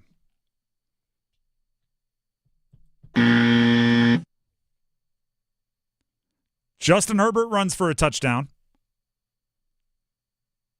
And we'll throw Ladd McConkey scores a touchdown. All right. I've used this before. Every time I watched a mic'd up of Jim Harbaugh, he's telling somebody that Justin Herbert is a beast. So I can't help but think on the goal line, he's going to look at the offensive staff and go, let him run it in. He's a beast. He just says it all the time. Do you know what else we learned Jim Harbaugh says? The Chargers put out like a media video where if you pay attention, like they go up and ask funny questions in the locker room, or they ask riddles, or they ask them to finish song lyrics to all the players and they post it. They asked, what is the funniest thing you've heard Jim Harbaugh say? And one of the players said, he told us he remembers being born. Wait, what? Jim Harbaugh, and I don't know who's messing. No one remembers being born. He said he remembers the day he was birthed. Okay. That's what Jim Harbaugh told his players. And then they asked the player, like, what does that mean? And they were like, I have no clue. So, yeah, he's just crazy enough to run his quarterback a whole bunch. Pittsburgh at Baltimore. Ready for this? Justin Fields finishes the game as Pitt's quarterback. I don't want to predict injuries, so I'm not saying Russell's going to get hurt. I'm saying I think their backs are going to be against the wall, and there's going to be a point where they're like, why not let him? Maybe we were wrong all along. Arthur Smith's going to put Justin Fields in there. He's their offensive coordinator. Also a UNC grad is Arthur Smith. Sunday games. Starting things off, Denver at Buffalo. I'm going James Cook, multiple touchdowns. For the Buffalo Bills? For the Buffalo Bills. Their running back? Running back. Florida State guy back in the day. Okay. Underrated. I'm pretty sure he has like 18 touchdowns this year. He is all-time not talked about. And do you know why I put this in here? Just because I know the MVP debates are riling up. Lamar Jackson was a NFL All-Pro by the AP, and it's going to come down to him or Josh Allen. And the number one argument for Josh Allen is he has no help. Oh, his roster's not as good. Lamar has Derrick Henry. James Cook had 1,000 yards rushing, bunch of yards catching, and I'm pretty sure he had 18 touchdowns. I don't know if you just throw that to the side because he doesn't have a nickname like King Henry. Green Bay at Philadelphia. I don't know if this one's hard to be bold, but I just want to say it out loud. Packers win. How about that? Packers beat the Eagles, who are the home team. Packers win by 5 or more. 6.5 or more. You're making me pick the dog by more than a touchdown. 7.5 These or are more. real bold. I've been bold. My first one was No, these bold. are real bold. The only reason I picked this one is because I wanted to talk about they rested Saquon and didn't let him go get the record, which means they just told their team, I don't think you can get both. I don't think you can get the record and a Super Bowl. We had to choose. I don't like telling your team you're not confident in him to do anything. And finally, last one. Washington at Tampa Bay. Former Panther, Baker Mayfield, throws for 3+ touchdowns. 3 or more. 3 or more and 300 or more yards. This is more than just Baker. I think it's also to partially own the Cleveland Browns fans who are dealing with Deshaun Watson being the worst contract, worst trade, potentially in the history of professional sports. He retore his Achilles, and they're going to remember that they drafted Baker Mayfield first overall. It's not like the Panthers who moved on from Baker because he wasn't ever playing well. Mm-hmm. He was the Offensive Rookie of the Year. He broke the all-time record for touchdown passes by a rookie quarterback despite not starting the season as the starting quarterback. While Brown, they chose to move on from him, brought in Deshaun Watson. Now they're going to have to, with Deshaun Watson nursing a second injury surgery on his Achilles, and also everything else that comes with Deshaun Watson, of which you all know, they're going to have to sit and watch in primetime Baker Mayfield light up Washington. By the way, one of our listeners has a real bold prediction. Love to hear it. This one comes from Matt Morrison. Bold prediction, Freddie back in the crease before the end of January. That is bold. I hate that it is bold, but that is bold. Freddie, by the way, did it's not really a talking point. He practiced the other day, kind of got it in the net, said all the right things, said everything you want to hear from a guy that's working his way back from an injury. Like the reason we didn't talk about it a bunch is because it's exactly what you wanted. Like no news, but no news is good news in this situation. Would we consider our first goal scorers as bold predictions? Depends who it is. Well, we have Jason says Jack Roslovic in the first period on a breakaway, top shelf, and takes the water bottle off the net. Yes, that is bold. Okay, we're gonna. If you said Aho by any way possible in the first, I don't know if that's bold. But if you say Roslovic with all that specifics, yes, that is bold. There you go. Real bold predictions on a Friday. Always enjoy that. Love hearing that bell. The Drive with Tim Donnelly, 99.9 The Fan. We have the starting, it's so good. We have the starting 5 coming up next. Don't go anywhere.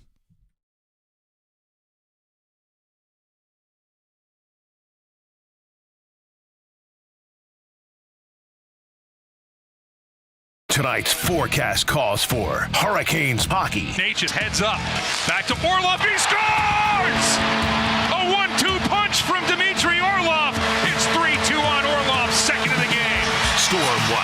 Adam Gold at 6:30. Puck drop at 7. Back to Slavin. He shot right on. Rebounds out in front.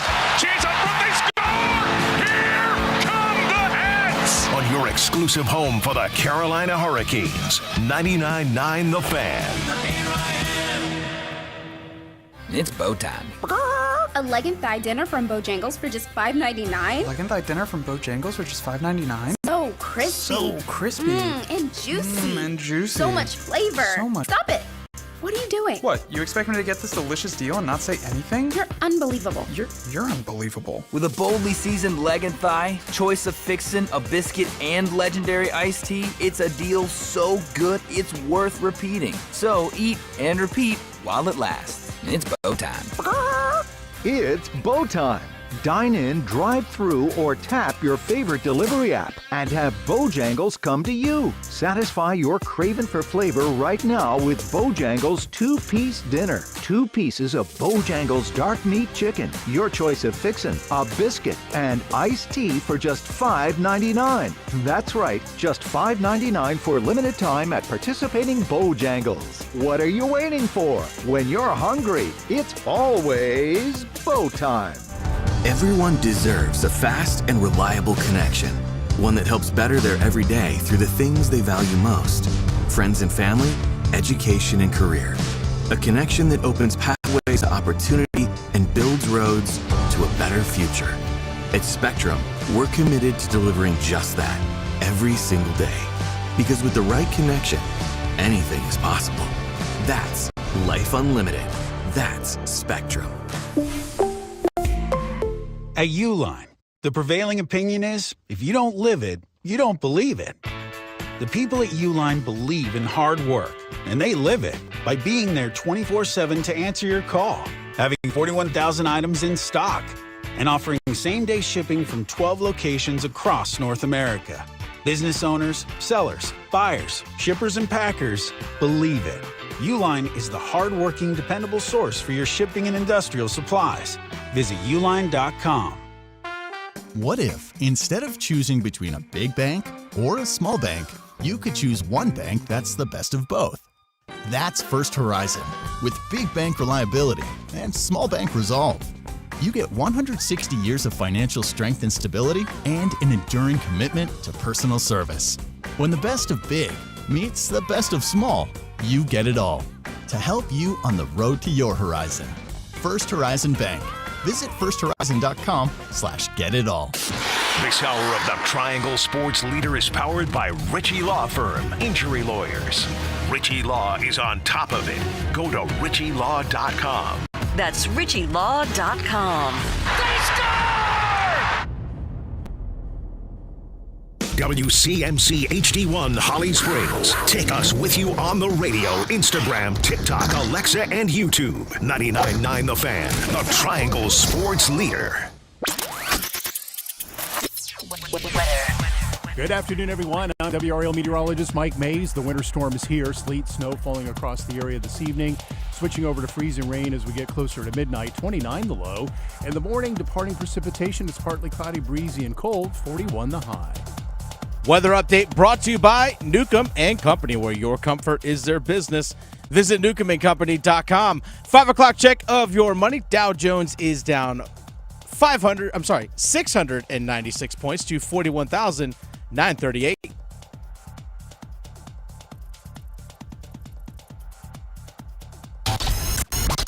It's 5 o'clock. Time to serve up the biggest sports stories of the day. Here comes your starting 5. The Drive with Tim Donnelly, 99.9 The Fan. Housekeeping quickly tonight, right here, 99.9 The Fan. It is a hockey night in Carolina. Let's go. You will hear the Carolina Hurricanes host Vancouver with Storm Watch ahead of it. Adam Gold on the Storm Watch there, and then Mike Maniscalco, Trip Tracy, and the crew will keep you entertained throughout the game. That's right here on 99.9 The Fan. Also right here, this time right now, it's the starting 5, starting with number 5. Count them. 1, 2, 3, 4, 5. Graduate student from Salisbury, North Carolina, to give Notre Dame the lead in the final seconds. 41-yard attempt. Snap and hold are good. The kick is good!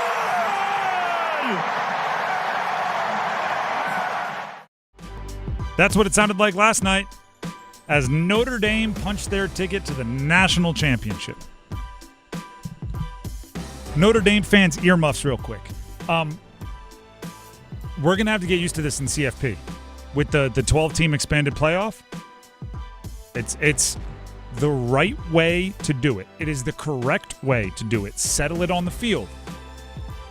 It does mean occasionally there's going to be a team that doesn't feel like the best team makes it all the way to the national championship and maybe even wins a national championship. Right? It's the same thing that happens in college basketball now, maybe even on a different scale. I believe it's probably more accurate to pick the best team after a wider sample size, right? It's like in college basketball. You get 30 games to decide who's the best teams, and then if you lose one, you're done. Like, it's happens. But it's the right way to settle it. I don't think Notre Dame, if you lined up Notre Dame and the best teams in the country and you have them play, 1,000 different tournaments, I don't think they win a majority of them. I don't think they get to the national championship on 20% of them. But do you know what's the most important word in that sentence? I don't think. Think is. Doesn't matter what I think.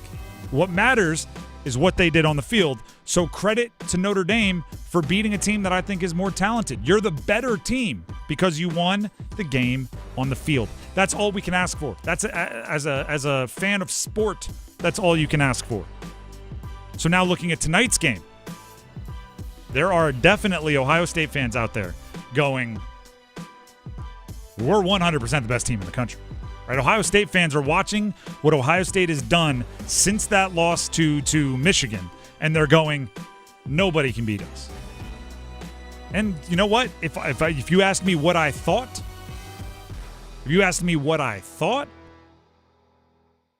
yeah, then Ohio State's playing the best football. But it doesn't matter what I think. It matters what they put on the field. Tonight, Texas has the chance to go full Notre Dame. Tonight, they have a chance to punch their ticket to the national championship and then look at me and say, I don't care if you think we're the better team. We're going to play for the national championship. And that's fair. And it's good. I'm always in favor of settling it on the field. Or the court, or the pool, the track, the sand pit. That's if it's long jump or something like that. The track. The course. Now we're just thinking of different venues that you play sports in. Trampoline. Air. Like. Okay, now we're stretching things. Ocean, sailing. I should have went with ocean. Air was a stretch. I was going to say diving happened in the air. The Drive with Tim Donnelly, 99.9 The Fan. That's number 5. Let's get to number 4. 1, 2, 3, 4, all together. Watson in trouble. There he is, TJ Watt.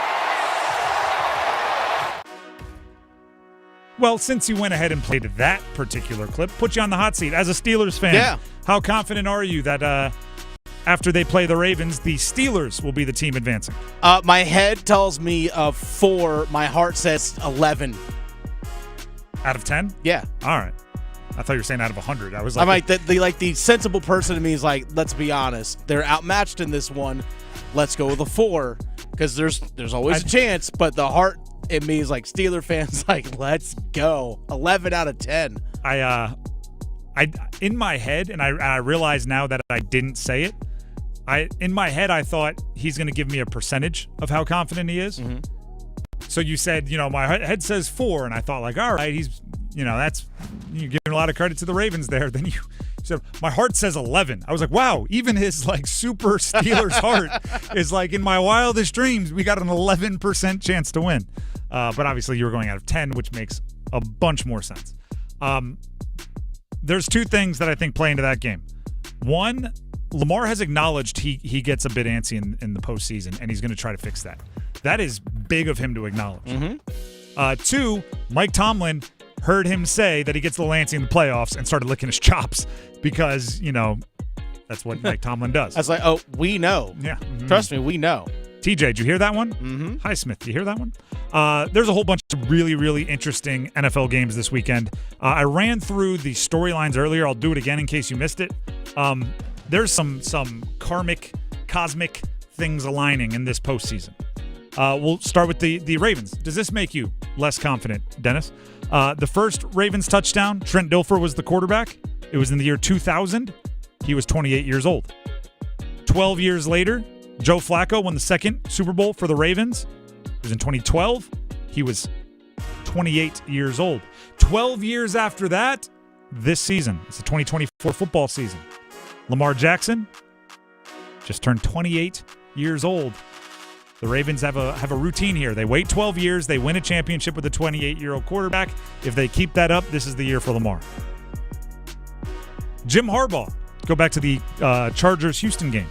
When he took over an NFL team from California, the San Francisco 49ers, during his first stint as a head coach in the league, they were a 6-win team before he showed up, and in his first year, they won a playoff game. This year, Jim Harbaugh took over a team from California, the LA Chargers. Last year, they were a 5-win team.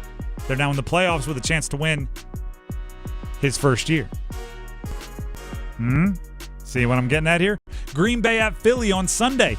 Aaron Rodgers won a Super Bowl as a wildcard team in his second year as a starter after sitting for 3 years behind Brett Favre. Jordan Love leading a wildcard team into the postseason in his second year as a starter after sitting for 3 years behind Aaron Rodgers. If it all lines up, then it all lines up. Which in that case, they will place the Steelers in the Super Bowl. Which, if that all plays out, because that's who Aaron Rodgers beat in the Super Bowl. Would you be excited or heartbroken if they make it all the way to the Super Bowl? If they get to the Super Bowl and lose, it'll be like they overachieved. Yeah, exactly. Let's be real. I mean, I'll be bummed for a day, but then you have the cold glass of reality and go, no, actually, you know what? They were ahead of schedule. And then Washington is the other one with kind of karmic, cosmic, whatever you want to call it, stuff going on. RG3's rookie year, offensive player of the year, running quarterback, took the world by storm, went into the postseason. Jaden Daniels, running quarterback, took the world by storm, likely offensive player of the year, takes the team in his rookie year to the postseason. Don't want to say this out loud for Washington fans, but that was as good as it got for RG3. Hopefully not the case for Jaden Daniels. What games haven't I mentioned? Denver at Buffalo. The storylines are Bo Nix and Sean Payton, and then Josh Allen. Josh Allen trying to prove to everybody that he's leveled up to MVP, Super Bowl champion level. He's done just about everything other than those two things. And then on Monday Night Football, there's Minnesota at the Rams, except it's actually going to be in Phoenix due to the spreading fires across of California. That's going to be a part of the storyline, but really, you just think, hope, support. Hopefully everybody's able to recover, stay safe in the fires, and then the football game will come on Monday. What number was that? I'm lost. That was number 4. Let's get to number 3. He's got 3 hat tricks in his career as Martinook comes into the corner trying to center it. Out in front for Staal. Staal with the redirect. Here come the hats! Jordan Staal, the deflection out in front. Jordan Staal. Hat trick. Hat trick. Been over 1,000 days since his last hat trick. That's talking of the cosmic, the karmic. I don't even believe in this stuff. But you're telling me a guy that doesn't score that many goals and definitely doesn't have that many hat tricks in his long and storied career just happened to put up a hat trick on the Thursday that kicks off the weekend in which his brother's jersey will be retired? Hockey gods looking down saying, you know what, Stahls are going to have a pretty good weekend. They're going to have a little sibling rivalry going on. Oh, that's cool. You had a hat trick? Putting my jersey in the rafters. That's a good little one-upsmanship happening there. Jordan Staal spoke to the media after the game on what it's like to have that kind of game this late in his career. It's cool. Obviously, getting rewarded, with cookies is always a good thing. But you guys have seen my game. It hasn't changed, and it's been hard to play against us, finding ways to win games in a more simpler fashion. But when I get rewarded with them, like I said, it always feels good, and I'm going to continue to try to help in that way and in any other way I can for this group. Yeah. We need to coin a term. By the way, I'm keeping a dictionary somewhere of the terms we use on this show so I don't have to explain them every time. Things like the Matt Stafford effect, things like the Ring of Honor complex, things like avocado selfishness. If you don't know what they are, I'm not going to explain them all individually, but sometime I'm going to put out like a dictionary. One of them that I would put out there is sports old. Like Jordan Staal is sports old. He's not real life old, but he is sports old. Right? It's you retire as the old guy and then you go into the rest of your life and you're back to being young again, like you're in your 30s. He's sports old and he put up a hat trick. That's pretty cool. Now, we talked about this earlier. I think you should be able to use, by the way, Kane's a little sluggish over the last 10, 12 games, playing essentially 500 hockey, right? Essentially 500 hockey. I think they could use their captain out of nowhere putting up a hat trick against a good team to help you win the game as a little bit of a turning point, right? That's, hey, we were playing lackluster. Staal went out and put up the hat trick. Everything after that, we played with more energy. We played with more intensity. We were able to turn our season back into what we wanted it to be. The good news for that is there's not any time to lose whatever momentum you had. Play last night, you play tonight. You play again on Sunday. Seems like you play every night for a while. It seems like you have been playing every night for a while. Rod Brindamore, after the game, the head coach, talked about playing so many games in such a short period of time. That's what's hard about this league. It's you just play a game, you give everything you have, and you prepare, and then all of a sudden it's like, no, I really mean this game is the most important one. and then we're going to talk about Sunday. And that's what being a pro is. You got to do it.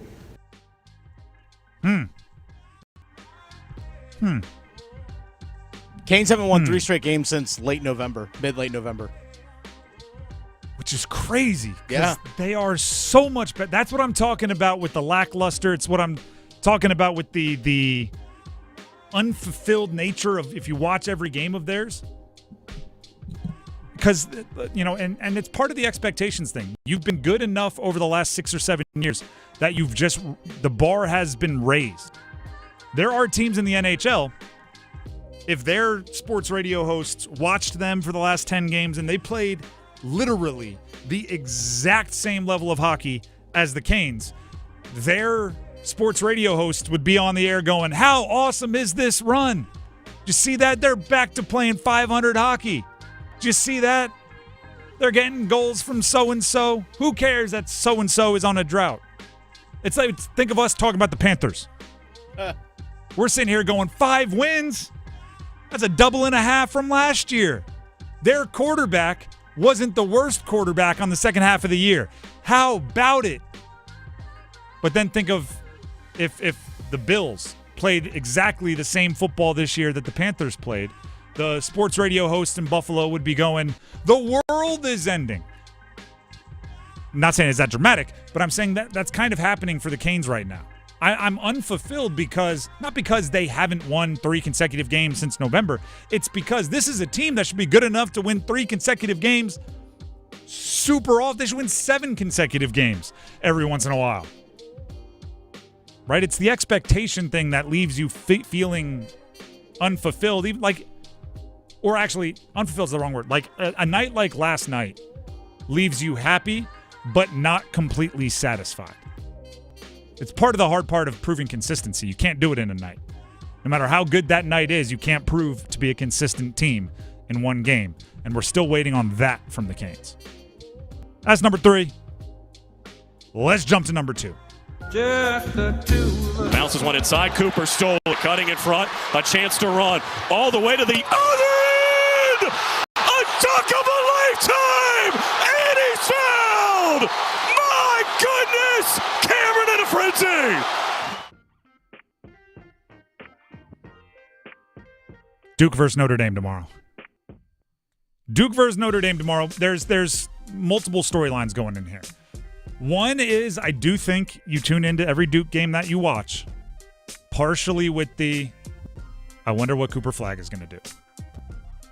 And it's when you have plays like the one you just heard, right? When you're jumping the passing lane, getting out in transition, taking 2 dribbles from half court, jumping from, a step inside the free throw line and dunking on somebody. Yeah, I'm going to tune in and I'm going to watch and I'm going to know when you're in the game and I'm going to know when you're out of the game. And if I have to go in the other room to make some food, I'm not going to do it when the ball's in your hands. But also, I think a lot of the next 2 months for Duke, as they play out their ACC schedule, they do have that non-conference game next month. Is it against Illinois, which will be a very, very important test for them before the postseason. I do think the next 2 months are a lot about guys other than Cooper Flag. I think it's a lot about them growing to where they can shoulder more, not because they have to, but because they might have to. Not because you're going to want them to do it every single game, but because you're going to want them to know they can. You want Con Knipple to know I can be the leading scorer in a closeout game. You want Kaman Malawash to know if I have to play the offense through me in the post or in the high post, I can. Once they know you can, you move on to the next. Then you want to get Tyrese Proctor to know things. And you want to get Isaiah Evans to know, I'm not just a flamethrower off the bench. I can be a guy that goes into the starting lineup. I think it's about experimenting and making sure you have all your bases covered. And I'm a broken record at this point. The ACC is down. This is a luxury for Duke that they don't often have. Because usually at this point in time, you're in a meat grinder. You're gearing up for a big game after a big game after big game, and you don't have time to think. With the ACC being what it is right now, which, if the season ended today, probably a 3-bid league. With the ACC being what it is, you get the opportunity to kind of check and triple check and quadruple check everything on your roster getting ready for the postseason. Notre Dame, if you noticed, I've been talking about this game now for 3.5 minutes, and I haven't said anything about Notre Dame. No disrespect, there's not a lot to say. Marcus Burton, if he's playing, I know he's missed a bunch of time with injuries this year. He can score. He's also undersized. He's listed at 5'11". He's small. Relative. They have some size down low, but they're mostly plotters and grinders. They're not, it's a bottom third of the ACC basketball team. Duke is top. That's number 2. Let's get to number 1. Burns against Withers. They're putting hands all over Burns. He gets it to O'Connell. Now left wing to Morsell for 3. Got it for the left side. There you go. Last time those two teams played each other. UNC ACC championship game. NC State tomorrow. Can't get here soon enough, if we're being honest. Cannot get here soon enough. If there is any weather, because there's talk of sleet and ice and snow, and happening now. I'm not a weather person, but I have heard the reports. Give yourself plenty of time to get there. Drive safe. Do whatever you have to do. But I want that atmosphere electric. Mm-hmm. I want Ian Jackson, who said, it's a rivalry. I want him to understand what NC State fans think about the rivalry and what they think about UNC, because that's part of the beauty of college sports. I want it to be electric. I want the teams to – and this actually doesn't – a lot of times these two teams, and UNC being, a multiple-time national champion in the last handful of decades, both of these teams I think have obvious – pressure points, things you like. There are points in time where they appear to be made in a suit of armor. Some of these teams this year, it's like, oh no, there's glaring holes in the protection. So I hope both these teams land good shots. Right? This is not two really fast defensive boxers. I hope it's more like, hey, you just want to meet in the middle of the ring and slug away and see which one of us can remain standing. Deal. Let's just give the people a show. Let's go. What was that? Hagler Hearns. Is that? That's gonna frustrate me. I think it's Hagler Hearns. There's like a 3-round just unbelievable slugfest where neither of them move their feet, and there's boom, boom, boom. That's what I want from this game. And I want coaches, I'm talking to Hubert Davis and Kevin Keats now, I want you to recognize that there's nothing you can do to stop it.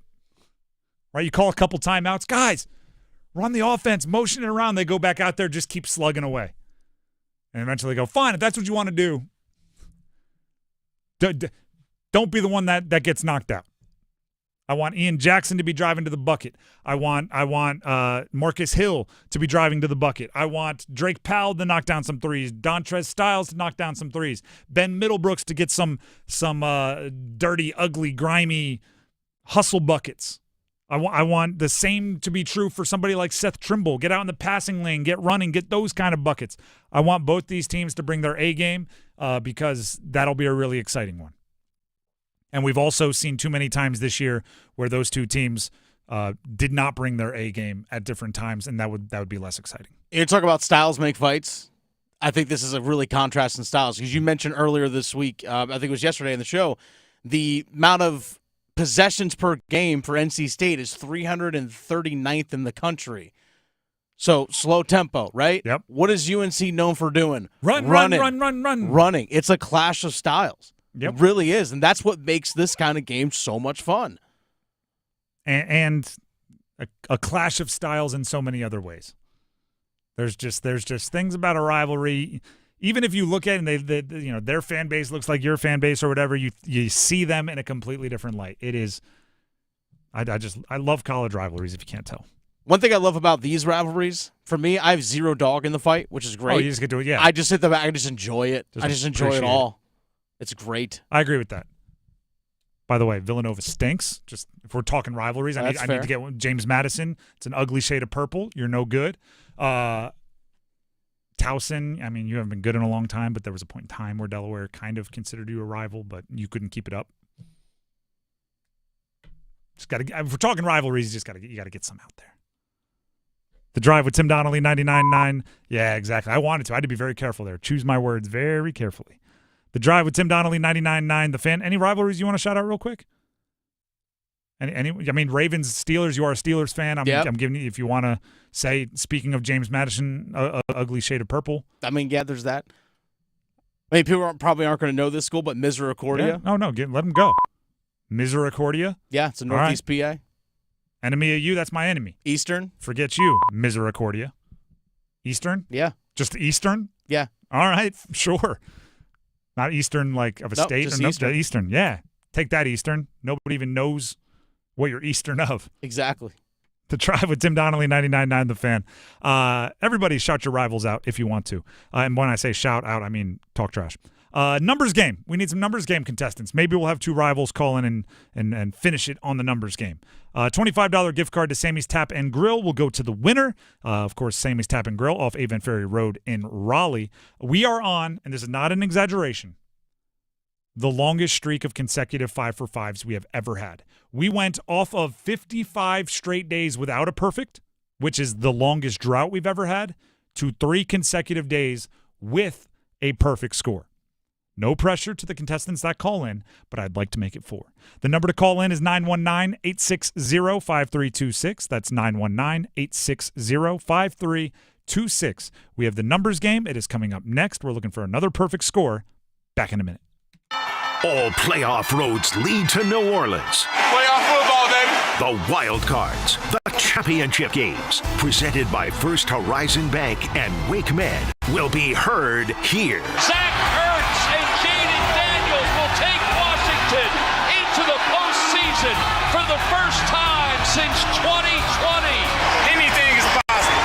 The Triangle's home for Super Bowl 59. 99.9 The Fan, the Triangle sports leader.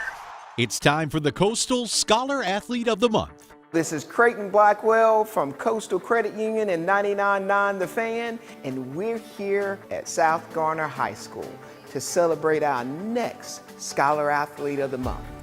And that Scholar Athlete is Samayan Jones.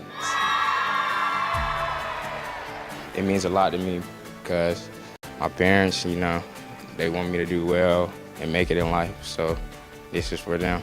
I try to work hard in the classroom and on the court for them and do my best. He's never trying to bring no negative energy, and I feel like that's what makes him a more productive teammate. My teammates, they encourage me a lot because, I've been through injuries. They cheer me on because 2 games ago was my first time getting back on the court. So they cheer me on, encourage me every day. That's why I keep doing what I do. He was always there in practice, just cheering us up and just carrying us on for practice, even though he wasn't playing. So that just shows what type of guy he is. And then I have him in my class, so he's a great student as well. Just last week, one of his real good friends, he's like, Junior's just a good vibe, man. And that's what he is. Congratulations to Mayan. For over 20 years, 99.9 The Fan and Coastal Credit Union have been recognizing scholar athletes at Triangle area schools. If you'd like to nominate a high school athlete, text AWARD to 919-860-5326. That's AWARD to 919-860-5326. Tim Donnelly here for DraftKings Sportsbook. Playoffs? We're talking about playoffs? Get in on the action at DraftKings Sportsbook, an official sports betting partner of the NFL. Scoring touchdowns is key to winning in the playoffs, and you can score big by betting on them at DraftKings, the #1 place to bet touchdowns. Ready to place your first bet? Try betting on something simple like a player to score 6. New DraftKings customers can bet $5 to get $200 in bonus bets instantly. Download the DraftKings Sportsbook app and use code TIMD, that's code TIMD, for new customers to get $200 in bonus bets instantly when you bet just $5. Only on DraftKings, the crown is yours. Gambling problem? Call 877-185-543 or visit morethanagame.nc.gov. 21 plus, North Carolina only. Eligibility restrictions apply. Bonus bets expire 168 hours after issuance. For additional terms and responsible gaming resources, see dkng.co/audio.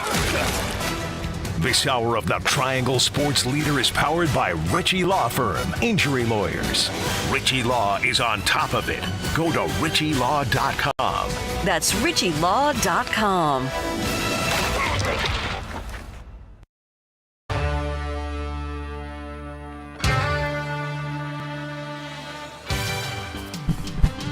The Drive with Tim Donnelly, 99.9 The Fan. It is time to play the numbers game. And as always, or not as always, but as it has been this entire week, we have a $25 gift card to Sammy's Tap and Grill going to the winner. Sammy's Tap and Grill off Avent Ferry Road in Raleigh. Looking forward to the competition. We have John and Wilson, and we have, I believe it is Kirk and Timberlake on the line, ready to battle it out. As always, we have to ask a question. Dennis will pick his favorite answer, and that person will get to go first. John and Wilson, are you prepared to answer? Yes, sir. All right. John, what is the thing you are looking forward to most for this upcoming weekend? But because we are a sports show, keep it sports related, please. Oh, well, I'm on the way to a Canes game now. Does that count? Yeah, absolutely. Friday evening is for sure the weekend. Absolutely. Go Canes. On your way to the Canes. Well, in that case, while we have you, who's going to score the first goal of the game for the Canes? Let's just go Jarvis, first period. Very, very good guess. I'm a fan of Canadians against Canadian teams. That's John and Wilson. He went with tonight's Canes game as his thing to look forward to. Kirk and Timberlake. Kirk, same question to you. What are you looking forward to most about this upcoming weekend? But because we're a sports show, keep it sports related. Yeah, I'm a huge Carolina basketball fan, so I'm looking for Carolina to win big. I got a big connection with Hubert's parents. We went to the same college in Charlotte, so I'm hoping that they can turn this thing around and win big this weekend. I love the connection. Going way back. Dennis, those are the two answers. You get to choose the person that goes first. Phenomenal answers. Yeah, this one, but this one really seems personal for Kirk. So I'm probably going to go with Kirk on this one. That's tough because, John, if you answer that 9 out of 10 weekends, we do that same question on Fridays. Yeah. That question wins 9 out of 10 times. But again, the personal touch from Kirk, I would have gone that way as well. Kirk, are you ready to pick a category? Yeah, I'm ready. All right. The categories are NFL, Aaron Rodgers guys. These are all teammates of and friends of Aaron Rodgers. NFL, Danger Russell Wilson, all players that played with Russ Wilson. NBA Beijing Dream Teamers, that's the 2004 Olympics, or NHL Hurricanes only? Let's go NBA.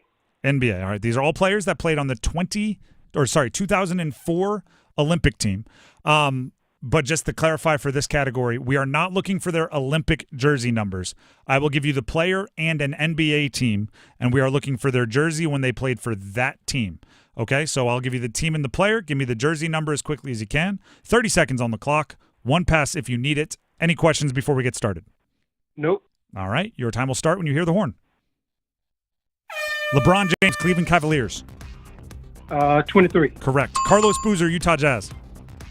55. Incorrect. Kobe Bryant, Los Angeles Lakers. 8. Correct. Chris Bosh, Toronto Raptors. 11. Incorrect. Carlos Boozer, Utah Jazz. 33. Incorrect. Chris Bosh, Toronto Raptors. Pass. Tayshaun Prince, Detroit Pistons. 7. Incorrect. Carlos Boozer, Utah Jazz. You got 2. You got LeBron with 23. You got Kobe with 8. We also, as many know, we would have accepted 24. Carlos Boozer, Utah Jazz were number 5. You went 55 first, and I was almost like, oh, so close. Chris Bosh were number 4 with the Raptors. Tayshaun Prince, number 22 with the Pistons. That's what we were looking for. But 2 is a solid number. We'll see if it holds up. Go ahead and stay on the line.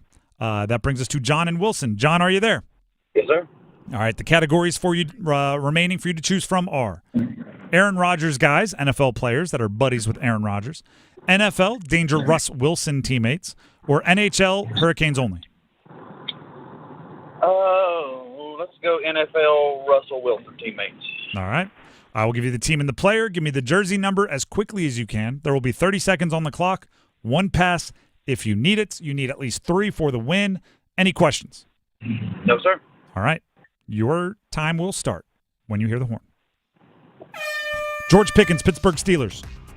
18. Incorrect. DK Metcalf, Seattle Seahawks. 14. Correct. Jerry Jeudy, Denver Broncos. Ooh. 10. Correct. Marshawn Lynch, Seattle Seahawks. 24. Correct. Richard Sherman, Seattle Seahawks. 23. Incorrect. George Pickens, Pittsburgh Steelers. 14. Correct. Richard Sherman, Seattle Seahawks. 25. Correct. That is, I don't know what's happening. I talked earlier today about the universe and stars are in weird alignments and there's cosmic things happening. We went 55 days without a perfect score. We are now on a 4-game stretch with a perfect score every day. Let's go. And a lot of these number lists, we didn't get easier. Like, they're already written. So it's not like, I don't know. I can't explain it, but John, you just kept the heater alive. Congratulations, you are the winner. Yes, sir. That's my first perfect score, by the way. Well, congratulations on getting your first. Everyone remembers their first, right? Like Tom Brady, you ask him which Super Bowl ring's his favorite. He might lie and say they're all the same. The first one matters most. So congratulations. Go ahead and stay on the line and enjoy the hockey game tonight. Yes, sir. Thank you very much. Be our eyes and ears out there and scream loud as heck. Absolutely. All right. Appreciate it. I am truly baffled. I mean, I'm excited. That's awesome. I'm excited. Do not get me wrong. I am excited. But 4 in a row? We had an 8-year-old call in earlier this week. The 8-year-old got a perfect score. We've had people that rolled through them without messing up once. We've had people that messed up a bunch of times, but somehow came in the side door and got the win. That is unreal. I'm impressed by our listeners. But you know what else that does? Right? You know what else it does? Monday, the pressure is on. The pressure is on. It's like you're playing horse in the driveway. You know what I'm talking about? A little basketball. Everybody's got to take a shot. One guy makes it. The next guy makes it. You're like, oh, wow. The next guy makes it. And then with every shot, there's more pressure on the next. With every shot, there's more pressure on the next. I'm going to tell the powers that be to change the numbers, make it more difficult on Monday. If we go 5 for 5, I want it to be earned. If we go 5 for 5, I want it to be aggressive. No, but that is impressive. Congratulations to, I already forget his name. I will get it real quickly here. Congratulations to John and Wilson on another perfect score. Wasn't sure he was going to get Richard Sherman. Happy Friday, everybody out there. As always, this weekend is a bananas weekend, but there's a few things that you should know about the network here. Canes, we are the spot for it. Right here, 99.9 The Fan, Mike Maniscalco's broadcast. Is today a radio only? Or was that was yesterday? Yeah, it was yesterday. Right. Well, you can still hear it here on the radio. Exactly. And that goes for Sunday as well. Mm-hmm. And that goes for Monday for something called Canes Corner. Yes, that's right. Featuring Seth Jarvis. The news broke yesterday. Canes Corner, it's a 1 hour show. You can hear it here on 99.9 The Fan. It's co-hosted by our station, 99.9 and the Canes.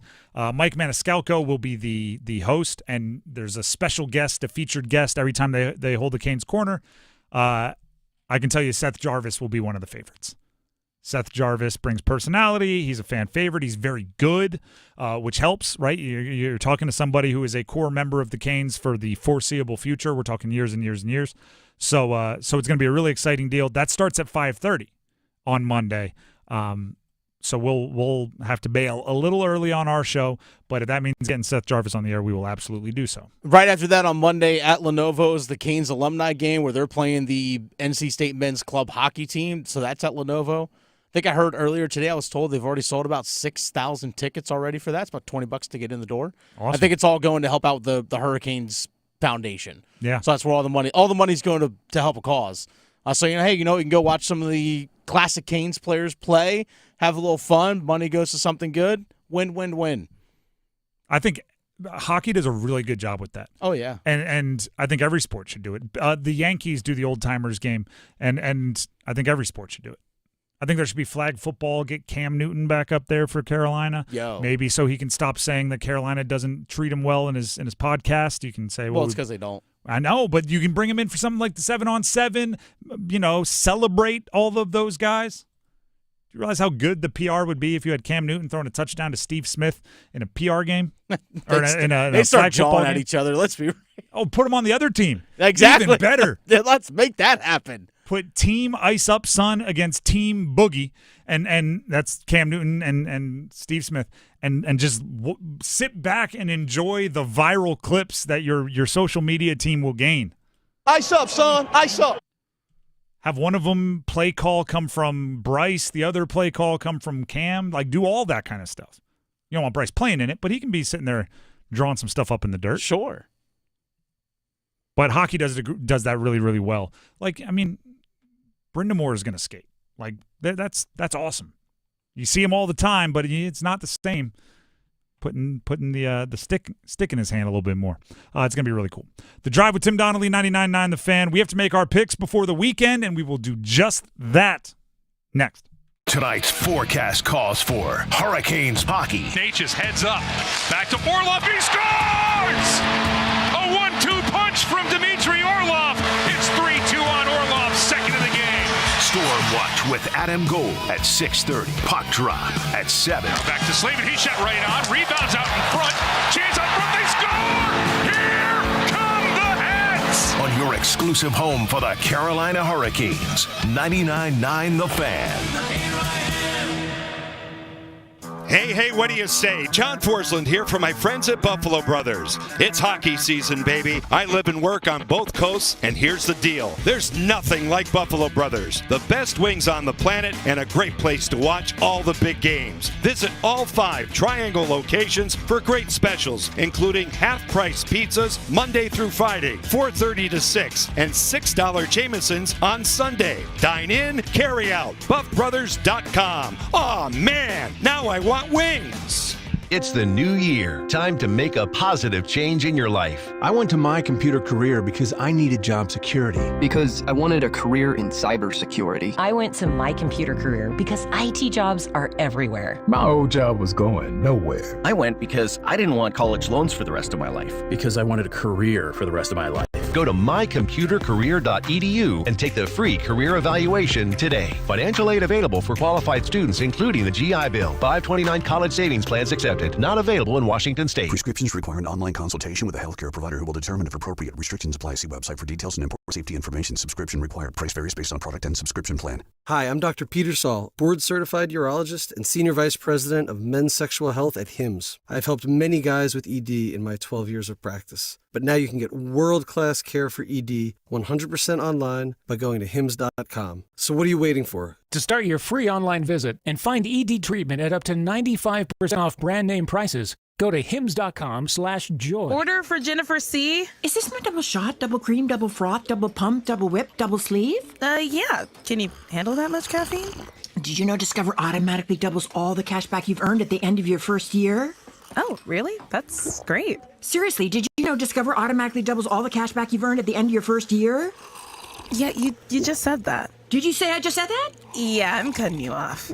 I can't have any more? Why not? You earn, we match. Discover Cashback Match.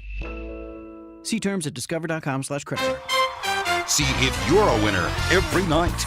Watch live lottery drawings on WRAL TV's 11 o'clock news. That's right. Carolina Pick 3, Carolina Pick 4, and Carolina Cash 5 numbers every night on WRAL TV's 11 o'clock news. See if you're a winner before you go off to bed.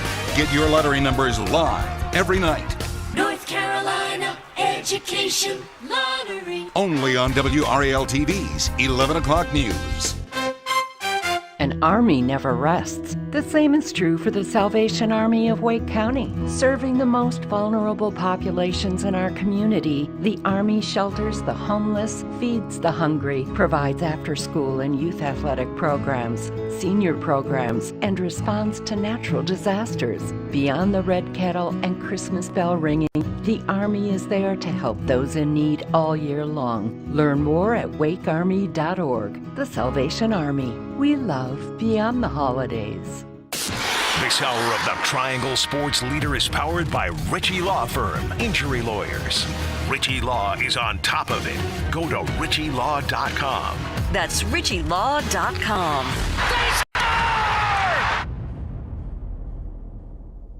Now here's Max Domi, sent across, shot right at Kochetkov, denying Robertson.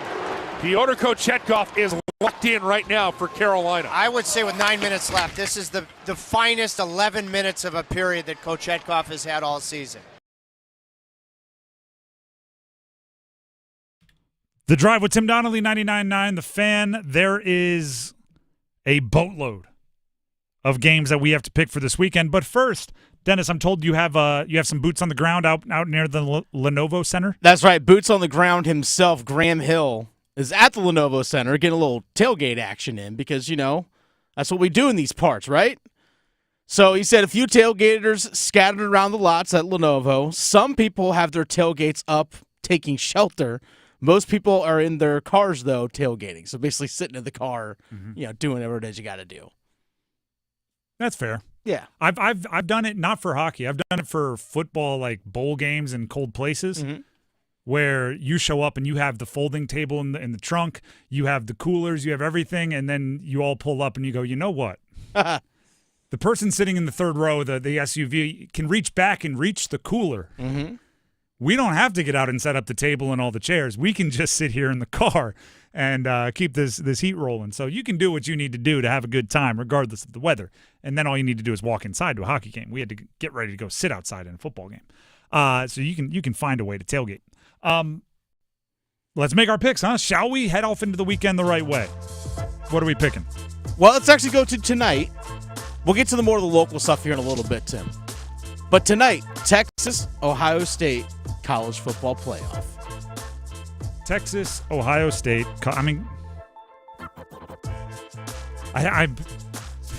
I'm not struggling because I don't have a very clear idea on who I think is going to win. By the way, Ohio State favored by 6 points in this game. Yeah, I think Ohio State's going to win the game. I think they're playing better. I think they're more talented.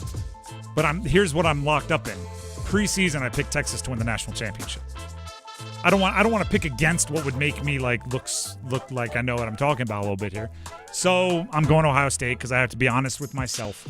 But But I'm still holding out hope that maybe the little engine that could, the richest program in college sports, Texas, can find a way to be the scrappy upstart that we dreamed of. Wait, so you picked Texas beginning of the year, but you're going Ohio State tonight? Yeah. Because, come on, man, ride or die. But also, I have to be true to my evaluation. I watched them. Texas isn't playing as well as Ohio State right now. So which is more dishonest, flip-flopping with myself or picking a team that I don't think is playing as well right now? Stay true to what you predicted. All right. Texas by 10. Let's go. Texas is back, folks. And I assume the only way this happens is there's some kind of flu running through Ohio State right now. It's weird that it's actually snowing down there in Dallas. Is it? It's down there in Texas for the Cotton Bowl. It's being. I feel like that happens more often than you think. Yeah, Whereas it's snowing down there. Yeah, random Southern bowl games get a dusting.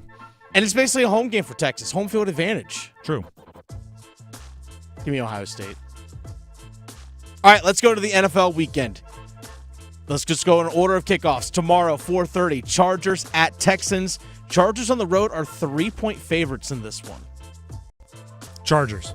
I'm with you. I think the Chargers are, and credit to Harbaugh, they just play, they're kind of like a really, really good college team, but like NFL version. They do the things that win games, and it's not always the flashiest. If it's going to be flashy, it's going to be a crazy throw on the run made by her. But other than that, they're just going to, do what they do. They picked up Zeke Elliott. I don't anticipate that being much of a factor at all, but I just wanted to say it because he's famous. They did pick up Zeke Elliott. That they did. You have a score? Ooh, 28-17. Over-under on this one is 42.5. I'm going to go 23-20. That's fair. In favor of the Chargers in this one. The Houston's another team. If they get it rolling, they can put up points. They haven't connected in a while. They have not. All right, let's go ahead and head to Baltimore. Steelers at Ravens, 8 o'clock kickoff. Baltimore's favored by 9.5 at home in this one. Steelers win. Steelers win? I mean, sorry. No. Go with your first answer. Steelers win. Slip. Let's go, baby. I was going to start with Steelers cover. Oh. But then I, halfway through saying it, wanted to go, no, actually, I think the Ravens cover. But somehow instead of flipping the team, I flipped the end. A little Freudian slip. Tell us how you really feel. Sure. No, I think Ravens win. I think they win by a good amount. How many games in a row have the Steelers lost? Like 3 or 4. Yeah, if I get it wrong picking the team to lose that's losing a bunch, I can live with that. They lost 4 straight to end the year. Yeah, Ravens win by 14. Steelers 17-16. Let's go. All right, Sunday, Broncos at the Bills. It's a 1 o'clock kickoff. Buffalo at home, 8.5-point favorites.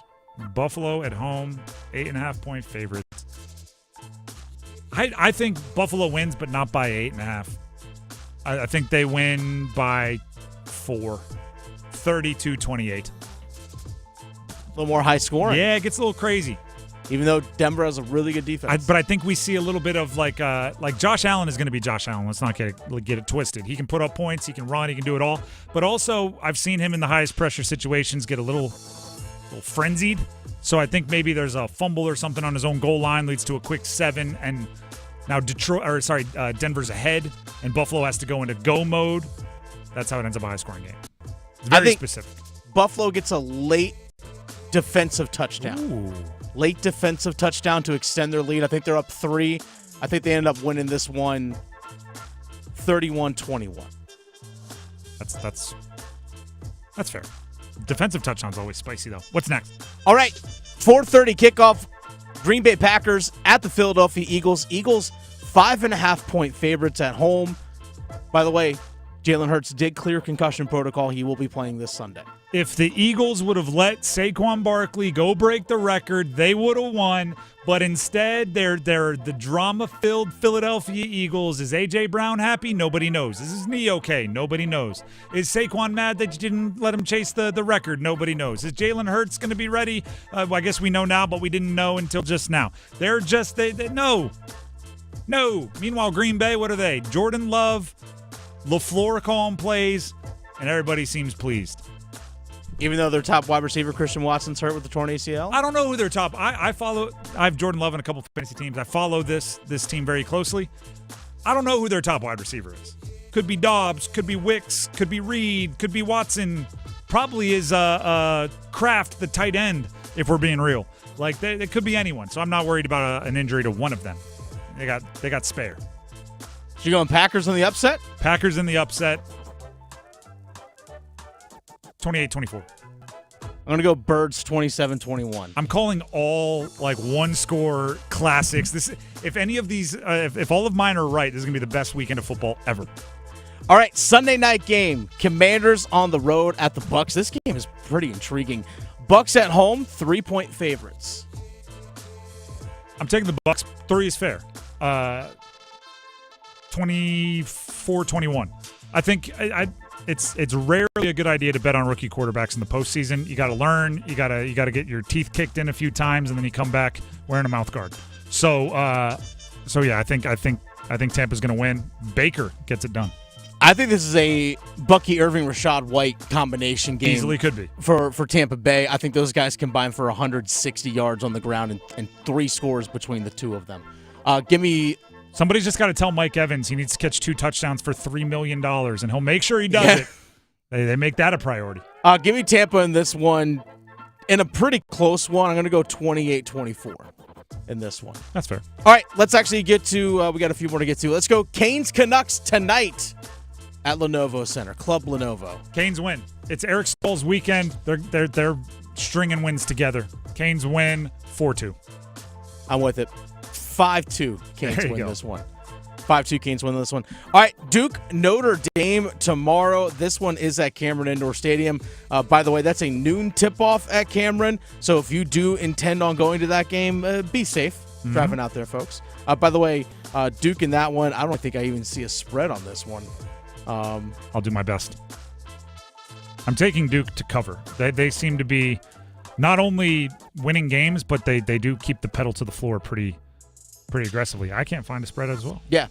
So give me Duke by 1 million. I think the score I gave earlier today was actually 81-52, so I'm going to stick with that for Duke over Notre Dame, 81-52. You know, when you said it, I liked it. I'll second that. Okay. All right. Now we have tomorrow the rivalry game at Lenovo Center, Tim. UNC at NC State. Give me a prediction in this one.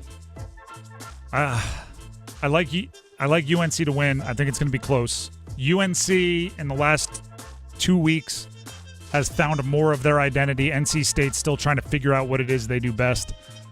Because of that, I think UNC executes better down the last 4 or 5 minutes and come away with a 4-point win, 78-74. I think North Carolina is going to push the tempo to a pace that NC State is not comfortable with. At least not this season. At least they haven't played at that pace this year. I think UNC is going to just run, and just push the tempo against NC State. So I'm going to take UNC in this one. I'm also going to go with a narrow edge. I think it's a little bit more high scoring. I'm going to go with 87-74 in this one. Fair. So yeah, I think UNC kind of runs away with it a little bit late. I think it's going to be tight for the most part, but North Carolina, I think, like my gut reaction there when you said the score was I don't agree, but now I'm looking for a reason why, and I can't really come up with one. It's just kind of a feel, I guess. I think again, it's one of those things where it's close. Maybe it's like a 5-6 point game going into the final minute. Then you get a late, 3-pointer and a couple free throws, and before you know it, just kind of extends the lead late. Yeah. That kind of deal. I think it should be a fun, entertaining game. Anything else we have to pick? That's it. All right. The picks are in. That's a fun weekend of sports, folks. There's a lot to get to. That's a fun weekend of sports. Head spinning a little bit. We have Overdrive coming up next. We do. And that is Canes, I believe, to start? Yes, that is correct. Canes to start. Ha-ha. And then following that up with more conversation from about the NC State hosting UNC basketball game. It is a great weekend of sports. It is also, and again, I emphasize I am not a weather person. I'm not a meteorologist of any kind. But I hear the same reports many of you do. I know schools were let out early. I know there is expected weather tonight and into tomorrow. If you're out on the roads, please drive safe. Give everybody their space. All those sorts of things. Don't want any bad news for any of us over the next, however many hours that there is snow or sleet or ice. And if you need to, just check out WREL.com. There's a WREL weather app. It's all right there for you. Trust me, they're on top of it. Canes game tonight. You can hear it here on 99.9 The Fan. They're playing Vancouver. Stormwatch ahead of that with Adam Gold. Enjoy the weekend. Subscribe to our YouTube channel, 99.9 The Fan. Comment, share, subscribe. Until Monday, have a great weekend, everybody. The Adam Gold Show. Look, I love the fact that the Tar Heels have won their last 2 games. Here's what I am worried about, though. They're doing it without being able to rebound the ball on the offensive end. They have to get second chance points. That's what their offense has been built on forever. Since I have been alive, they have lived on the offensive glass. This team can't do it. They just don't have enough size. The Adam Gold Show, weekdays starting at noon on 99.9 The Fan. What's this? We're expanding the North Carolina Education Lottery Winners Club. That's a pretty big wrecking ball. Well, with all these new scratch-offs, this place is going to be packed with new winners. Okay, let's go ahead and knock this wall down. This is where we're putting the polo field. Whoa, patience, Trixie. This month's tickets are loaded with $150 million in total prizes. The Winners Club awaits. Must be 18 to play. Approximate overall odds of winning range from 3.31 to 4.55. Problem gambling helpline 877-718-5543. Breaking news, and this one is almost unbelievable. Yeah, it's all about new customers at Bet365 because they get $150 in bonus